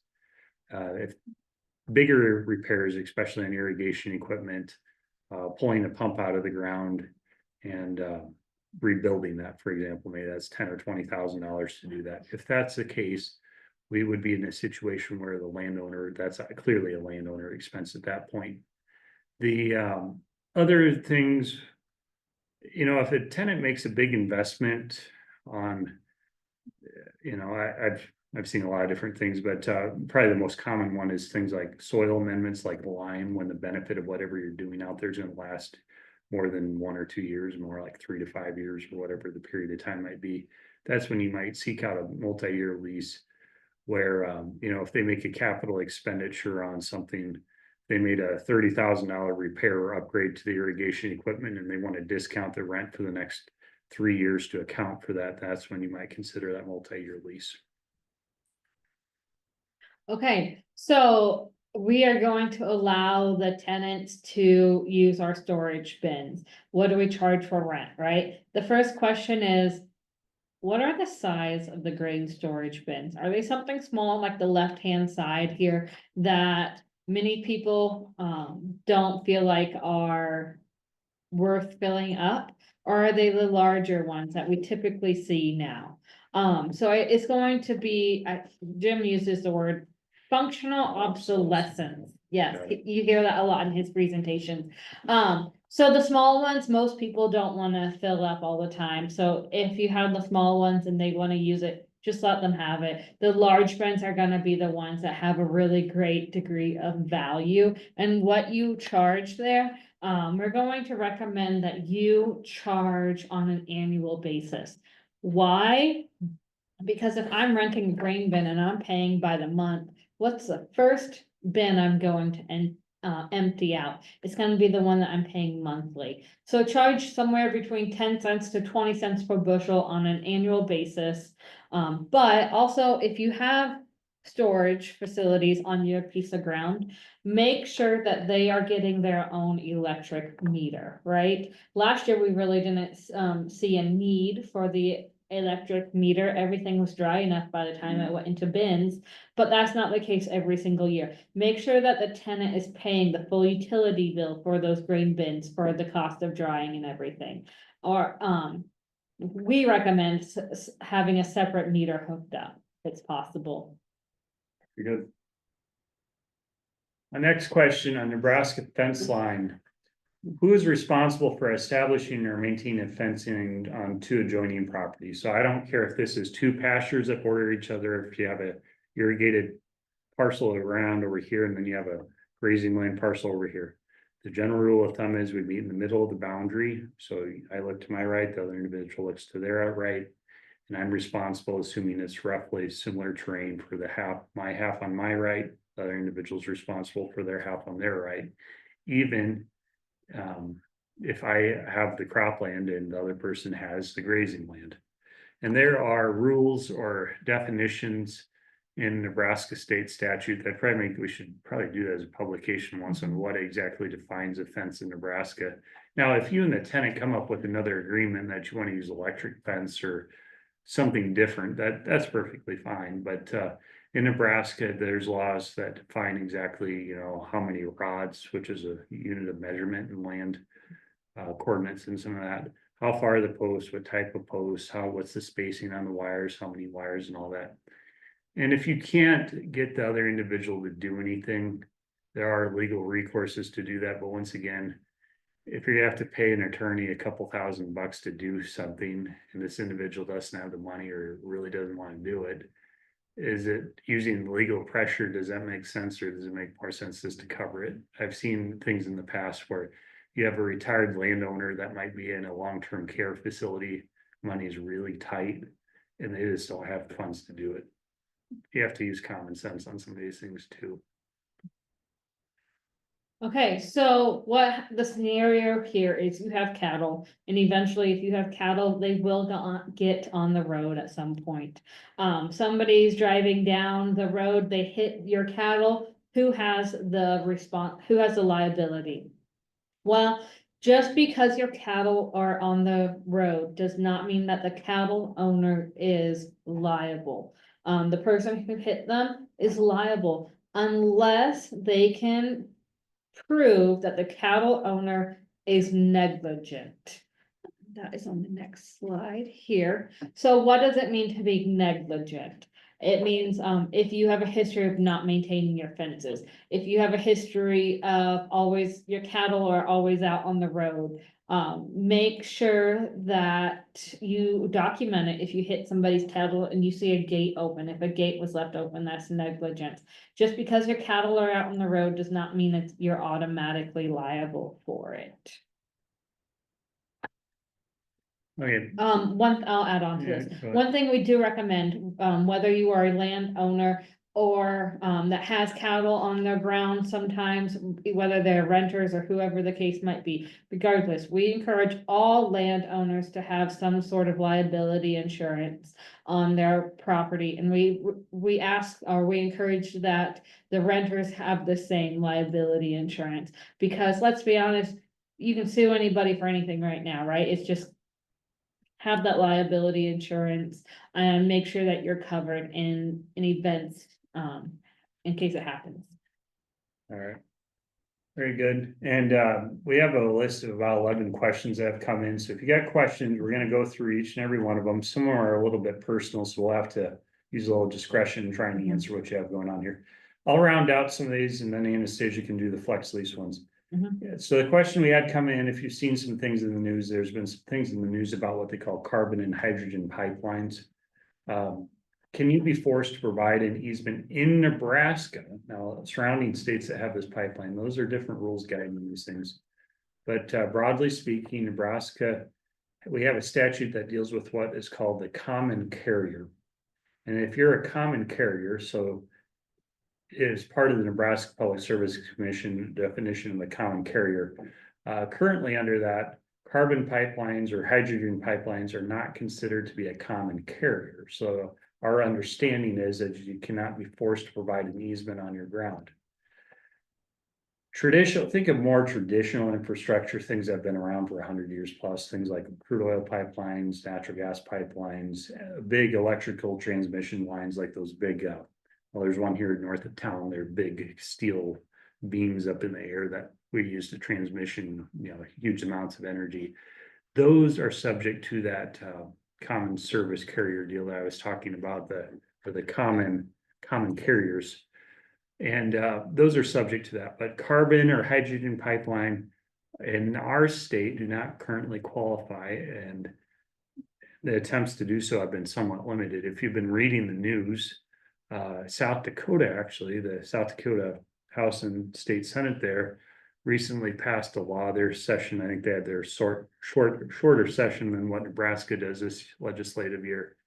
They actually just passed a law that does not allow for hydrogen or carbon pipelines to use eminent domain to gain access to properties. So you'll see here on this slide, this is that proposed map, and I forget the name of the company that wanted to build this, but the idea being is they're gonna link up to all the different ethanol plants, liquefy the carbon and store it up in some type of a cavern or cave up in North Dakota somewhere. Well, if you can't use that to get access to this land in South Dakota, I don't know if they're gonna reroute or what's gonna happen. Now, on the topic of wind turbines, can I be forced to provide an easement to get access to my ground to put up a wind turbine? The answer to this is once again is no, because this is not a common carrier. Now, the one thing you'll notice is we got these big wind turbines and there's not a power line in between them. It's probably buried here. But if you have, 200 or 300 wind turbines in an area and they have to put up a big new electrical transmission line, the electrical transmission line would be qualified as a common carrier. The wind turbines do not. And anytime you get approached by any of these companies, we're not preaching our views on being for or against carbon pipelines or wind energy or any of this. The one thing that Anastasia and I will agree on is we need to get someone that has experience. Now, there are folks in the real estate world, there's attorneys that deal with this. But anytime you get approached by these things where you got to sign something that's going to be for the next 10, 20, 30 years or whatever, get someone to represent your interests, whether in the negotiation or understanding exactly what you're signing up for. The other question that comes up on solar developments, we've seen a few of these across the state as well. Can you use eminent domain to be forced to build a solar development on a parcel of ground? Well, solar developments are a little bit different. And they're different because usually they use like a steel pipe or something, they pound it into the ground and then they set the development up. So the contracts that I've been made aware of, they're not necessarily seeking to buy the land, but they want to do some type of a long-term lease. And you can't use an eminent domain to gain access to ground to lease it. So they're going to negotiate terms trying to make them appealing to the landowner to build that. And once again, these leases, 20 to 30 years, they usually have some type of a renewal clause in there. They start the lease paying so much a year, and then they have a certain rate increase every year beyond that. That increases to 2-3% or something. And that's why some of these real estate outfits that get involved with this stuff, they can, I'm sure they've seen some of these things that I have not seen in detail. So anytime you get involved in eminent domain, long-term lease arrangements, even a short lease for 2, 3, 4, 5 years on a parcel of farmland, you can always seek the services of an attorney by a couple of hours at a time. They'll sit down with you, go over, they can flag things and tell you what to do or not to. Okay, so we're on. Yep. Okay, so a lot of times we are asked, what does a flex lease arrangement look like, right? How does it adjust up or down? A lot of times we always forget about the adjusting down side. So this is just one example that we want to cover. So the scenario is, let's say I'm renting a piece of ground to Jim and I want $230 an acre. He wants to pay $170 an acre. Okay, so that is our rental range, 230 to 170. We're gonna agree that our base rent is going to be $200 here.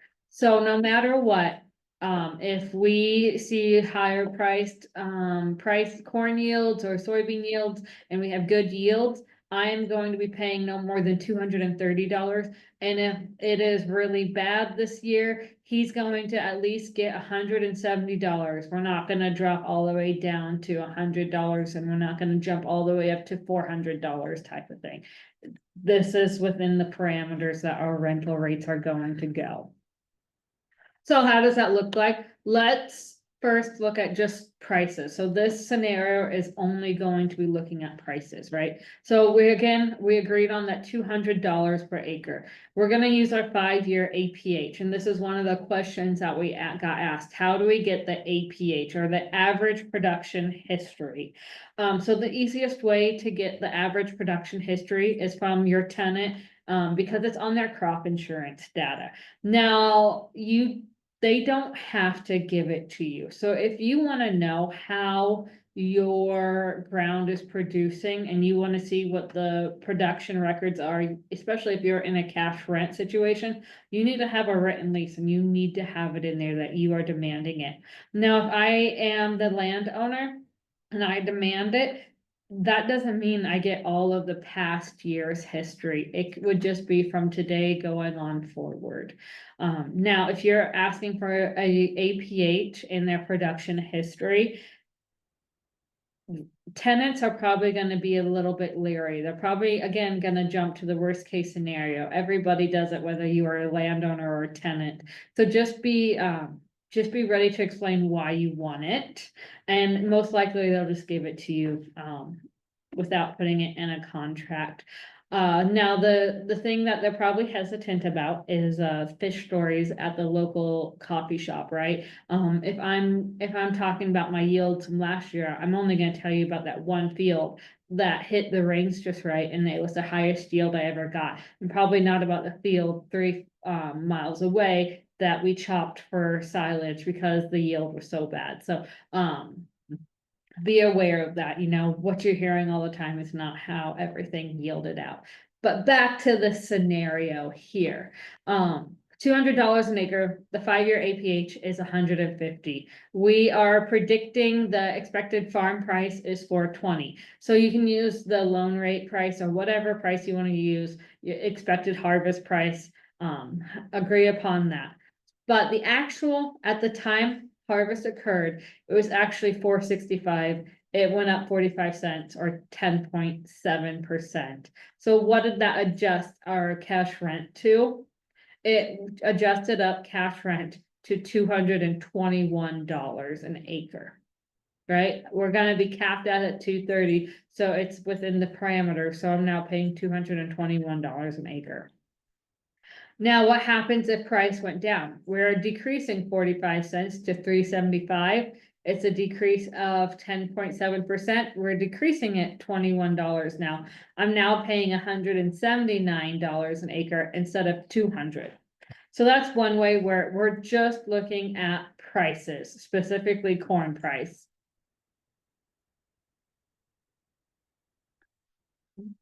Here we go. What about revenue, right? Because sometimes yields go up and prices go down and vice versa. So with this scenario, we are going with a base rental rate of $220 an acre. Same yield, same expected price.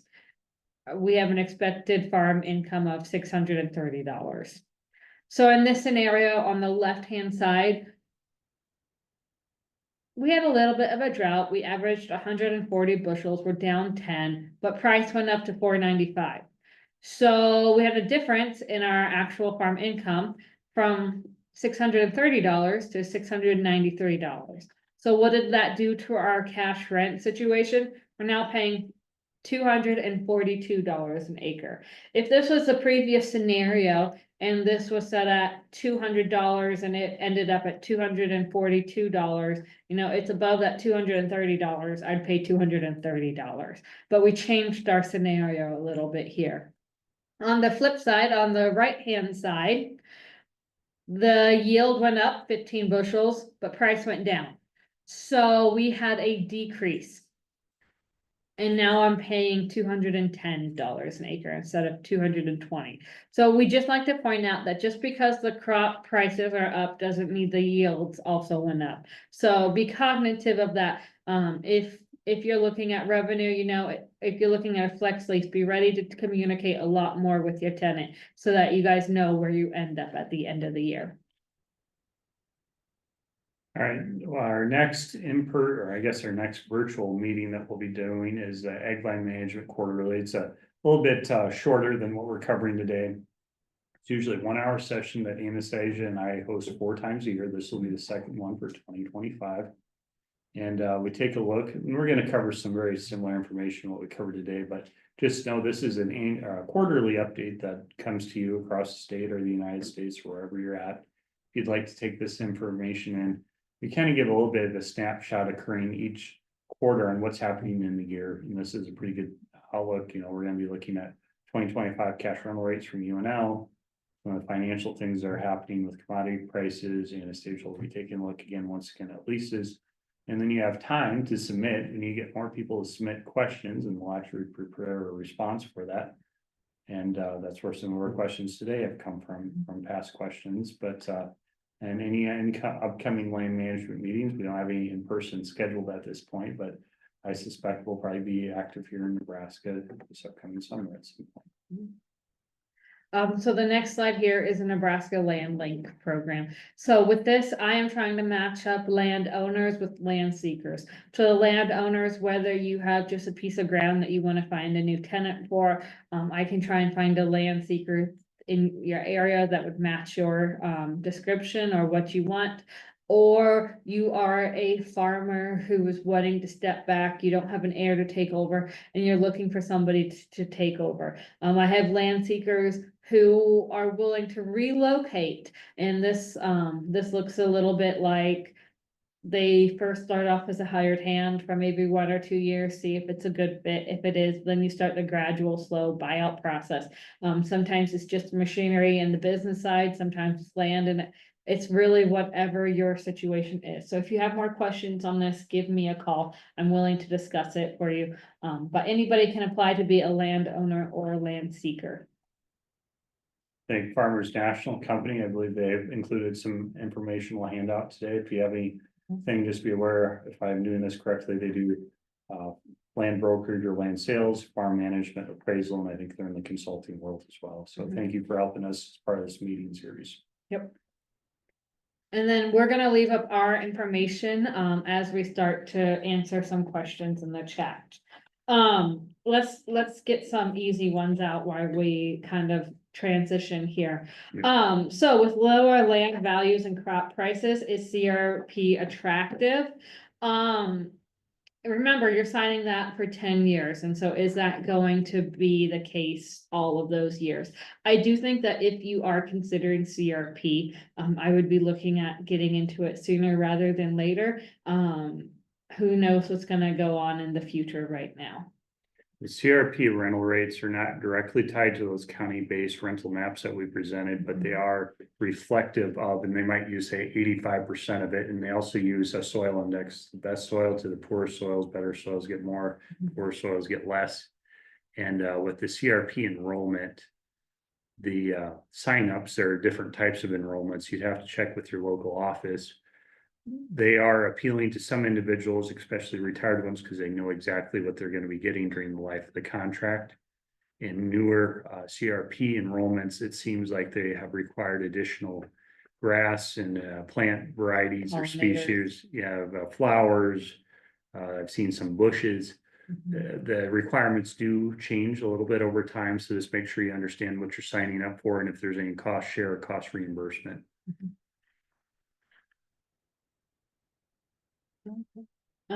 Do tile repairs work similarly to irrigation repairs as far as who does what and who pays? So yes, tile repairs or tile terraces, I'm going to explain those a little bit, in case we have any landowners who don't know what that is. Tile repairs is you have a tube in the ground and the water drains to that tile, that tube, and it's tiled out through the tube out, to drain water in a field. So who covers the repairs on that? The general maintenance, the cleaning them out, getting rid of the corn stalks, making sure they can drain properly, those minor maintenance stuff, that is going to be a tenant repair. Now, if it requires major dirt work, that's gonna be a landowner. The installation of these tile terraces, again, landowner expense, because that stays with the soil, but the general maintenance is covered by the tenant. Yeah, and long-term fixtures on a property above or below ground is what Anastasia is talking about. And sometimes you see, down here by Lincoln and Saunders County, I see a lot of farmers have certain types of dirt work equipment or moving equipment. Sometimes people have a backhoe or whatever for their piece of equipment or skid steer, and they know how to do some of those things. But if they are doing specialized work, more so than just taking a box scraper and moving some dirt away from a water inlet, let's negotiate that in the cash rent to account for the value of their time. All right, so I'll try to take this question, and the individual that sent this in, if I don't satisfy your question, you got my phone number right there, and you call me after 4 today, and we'll talk a little bit about this. What is the most fair way to adjust cash rental rates according to cow and calf size? Does one rent out pasture according to animal units, by the acre, by the month? Or I added that to the question. I do think over time that the size of the cows and calves have maybe trended a little bit bigger, even in here in recent years. In turn, especially cow size. Calf size, obviously, when they're born, you can't have a 200-pound calf born to a cow, just the physiological size of the animal and that. But we need to figure out a rate that works for both parties involved. I know there are some landowners that know what an AUM or animal unit is. There are some that do not. We specify one cow calf pair, and we're probably not really stingy on our survey defining exactly how many pounds that is. We have it in the footnotes of our report, but that is something that can be negotiated. If you do have, if you have someone calving their cows out in January 1, and then the calves are hitting the grass and they're already weighing, 300, 400 pounds, that would be different than someone calving in March and having a calf that, let's say, weighs 200 pounds or whatever the size is. It doesn't matter. So that definitely is something that can help with that. And on the animal unit calculations, my best recommendation I have is we have, I think, around 15 beef or livestock system educators with the extension service. And there's all of them know a little bit on this topic. And you really want to need help, like, hey, I inherited this ground in Holt County. How many animal units or how many cow calves can I put out there? I can give you some names to folks that can help you calculate that. And also, I see questions sometimes. People say things like, hey, this rate is for one cow calf pair, but I just want to run breeding age heifers out there, breed with a bull or something. We can provide you with some rough conversion rates too, if this AUM thing. The AUM would probably be a good calculation to have on our website, describing how those are all calculated. So, all right. Okay, since we just talked about tile, I'm gonna go to this question here that says, is it good enough if your tenant assures you they have good conservation practices? What should the landowner understand specifically? So again, it's going to be dependent on where your ground is, on what the conservation practices is. But I think regardless of, are they taking care of your ground? Are they putting the nutrients back in? Is your pasture being overgrazed? Are they farming with the terraces, not over the terraces? Are they cleaning it out? Are they fixing any minor erosion every single year to prevent it to becoming a big erosion issue? I think those are all really good conservation practices. Yep. The Natural Resource Conservation Service can give you tips. Just be aware, sometimes when you have major rain events, there's things that, if you have a major rain event on May 3rd and you planted the crop on May 1st, and they worked the ground before planting, or even if it was no-till there, I've seen, corn stalks end up in the ditch. But at the same time, if the corn stalks are in the ditch, it's almost like a buffer zone. You got to clean that mess up, but at least you didn't lose half the field of all the soil off it, right? So, all right. Okay, next one is corn stalks. What about the tenant chopping versus harvesting? So I think this depends on how you're renting. If your tenant is chopping the corn stalks, that gets a little bit difficult for crop share or or a flexible cash rent situation, because they're not depositing anything in the co-op. You don't know how much you're actually yielding. Yes, they probably have crop insurance, that they have an estimate that you can use. So I would ask that if you're having your tenant chop the corn, I would probably go either a cash rent situation, or if you were in a flex lease or a crop share situation, you're gonna want to see the estimate that the insurance adjuster came out and looked at it, and this was the predicted yield. Now, also with corn stalk chopping, many of the Farm Service Agency agreements require that a cover crop is planted post harvest, so you have to no-till in or some type of minimum tillage operation. Over typically it's rye. They want something that's going to overwinter. Sometimes it's almost up to 3 different species: oats, rye, and triticale or something. But the other thing is, whenever you bale corn stalks or chop silage, what are they doing to replace it? Are they gonna go turn around and clean out a livestock feeding area, all the livestock waste out there? There are different ways to balance it out, and the nutrient profile of livestock waste has, especially from livestock cattle compared to pigs, there's a higher degree of organic matter that can help offset some of that loss. All right, what's the next one? Oh, we can do this one. As an owner, what type of insurance should I have? I think, well, I don't know if this is relating to crop insurance. We know that's gonna be up to you, what kind of rental agreement you have, whether you wanna go revenue protection or yield protection. But I am gonna say everybody should have some liability insurance, if they own ground. Liability insurance, whatever you want to cover yourself, but a liability insurance at the minimum is what I believe everybody should have. And you can put it in your lease that you require your tenant to have liability insurance on that piece of ground as well. Usually, the liability insurance is usually relatively low. Liability insurance coverage amount is around usually the asset value of your land holding, and sometimes people also carry it equal to the value of whatever you have in the value of your home, your personal assets, home, retirement account balance, cash account, some of those things. I do know that in addition to getting complaints in our offices about insurance rates going up on pivots, that the liability insurance rates have gone up some. On the type of any crop insurance, if you look at some of the historic information, revenue protection, crop insurance is really a fairly popular thing people tend to take out. And in recent years, it seems like the coverage levels anywhere from 70 to 80%, around 75% is a pretty sweet spot. Seen a lot of people taking out 80% this year, but that comes down to you consulting with your crop insurance agent. Yep.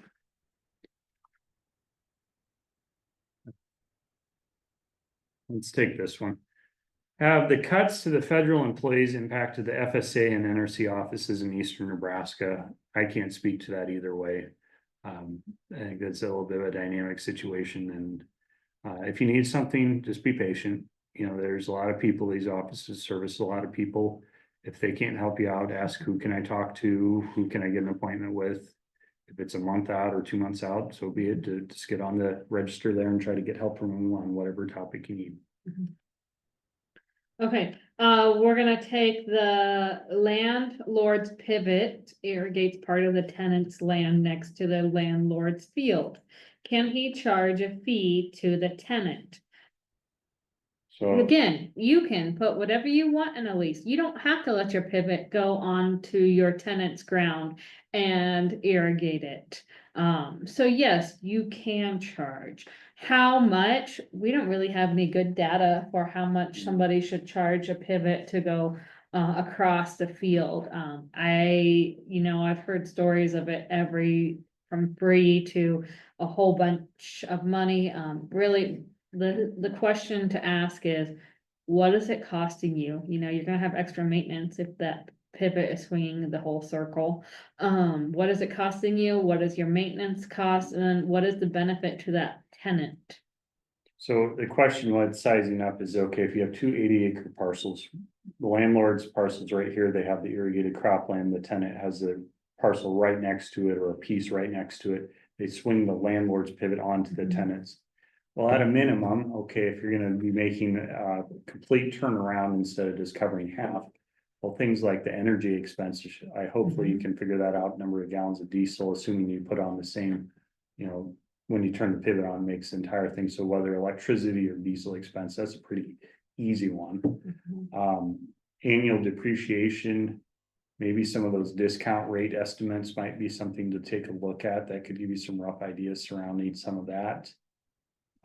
You also have below ground, so you were talking about the depreciation on the well, the pump, and the below the ground, and that they're not easy to estimate. So that's something I just answered a question on that a couple of weeks ago. Yep. All right. Let's answer this one. Yeah. With alfalfa prices almost half of what they were a year ago, how should a landowner adjust the cash rent for a 2025 on ground planted to alfalfa? Well, for those of you that have seen low hay prices, I think this year hay prices are probably gonna turn around unless we start getting an inch of rain.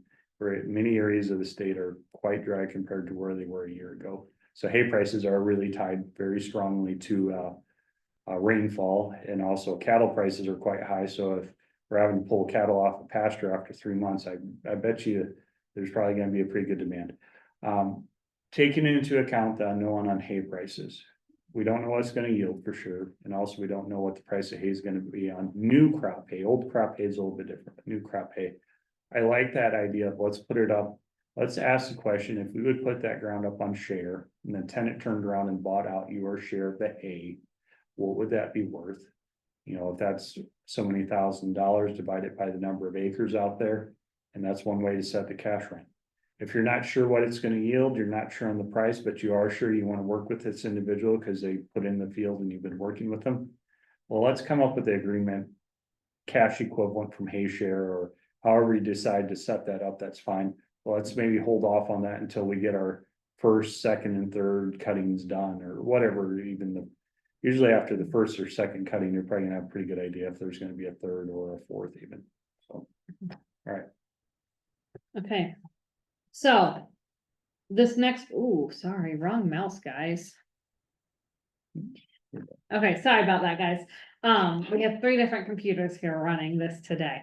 So there is a situation where a family is owning, I'm guessing multiple people in a family own one piece of ground. And just a reminder that if you inherit a piece of ground and everybody has, it's not specified that it's not broken out that, you know, Jim owns this 40, I own this 40. If we each own half, you own half of every single acre, right? It's not half of the field. You own half of every single acre. So, you know, this is where things get a little bit tricky in inheritance and family dynamics, because the scenario is some parties, some owners don't want to be in agreement with the cash rental rate that the other one is wanting to pay. Who farms it? How do they decide it? My advice, if you're going through a situation like this, is you probably want to be calling the rural response hotline of Nebraska. You know, the call is free. They have lawyers who are willing to give you that free legal advice for that phone call. You can ask these questions, you know, everybody's scenario is gonna be a little bit differently. Everybody's gonna get a little bit, every scenario is a little bit different. So, remember, if everybody owns it equally, at any point in time, one party can do a forced sale of everything. yep, that's right. So this is a good segue into this question. When you have multiple descendants from related to an estate or something like that, so if you have, let's say you have 300 acres of land and you have 3 kids that are going to inherit that. When they inherit it together, the basis of that prior question Anastasia just went over, you start having issues when people can't get along. Now, land is not perfectly divisible like money is, but you know, if you have 3 80s and you got 3 kids and they're roughly the similar quality, or you know, the one that gets a poor quality piece of land, maybe if one gets a poor quality piece of land, maybe that person gets some additional cash, and then the on-farm heir gets a better quality one, and then the other one is pretty similar to the other piece, so they get that one. You could use cash to balance it out. You know, if you have one child that has absolutely no interest in the land, but there might be some money from the estate, maybe they get some money instead of the land. Maybe you could set up a favorable purchase agreement for the other individuals, so the one that doesn't want the land, they still get something. Maybe it's not 100% whole, but that is a critical thing to think about when you put together a estate. Does a person even want it? Maybe they do, but do they just want the money? Maybe they're in a position in their life that money isn't a big issue to them, and they'd rather just see the solvency of what's there stay out there, because they understand that. I've seen the generations that are now inheriting land, or seem to be more mobile than what prior ones may have been. And with that mobility, there's maybe been some professions chosen in life that have a higher income earning potential or trajectory than what maybe they did in the past. And so once again, you gotta think about balancing things. The best farm and estate transition plan is to only have one child. If you already broke that rule, now I jokingly say that, but when you have more descendants, things get tough, so. You gotta think about these things, and if your kids don't want the land. Is it gonna get sold? What's gonna happen to it? You gotta have these plans. We talked to countless number of people. They have a good business background, but they don't have any idea how to deal with the land or whatever. So just think of those things that way if you can. All right, so that brings us to the end of our list of questions. Thank you to those that stayed with us. I meant to say it that way. Stayed with us, stuck with us, whatever you want to say. And remember to make out that survey and send it in. Just drop in the mail when you can, and I'll help us out keep this program going in the future. Anything else? No, thank you for joining us. This should be available on YouTube. The recording soon. If you haven't received the materials, keep an eye out for that. They should be coming. And our media specialist is on vacation late this week, but this individual will be sending out a follow-up email when this gets all edited. And we'll have to remind the Western people, today went a little bit smoother than our first one earlier this week did, so we'll share both recordings, same information and same presenters. So take care, everyone. Have a good one.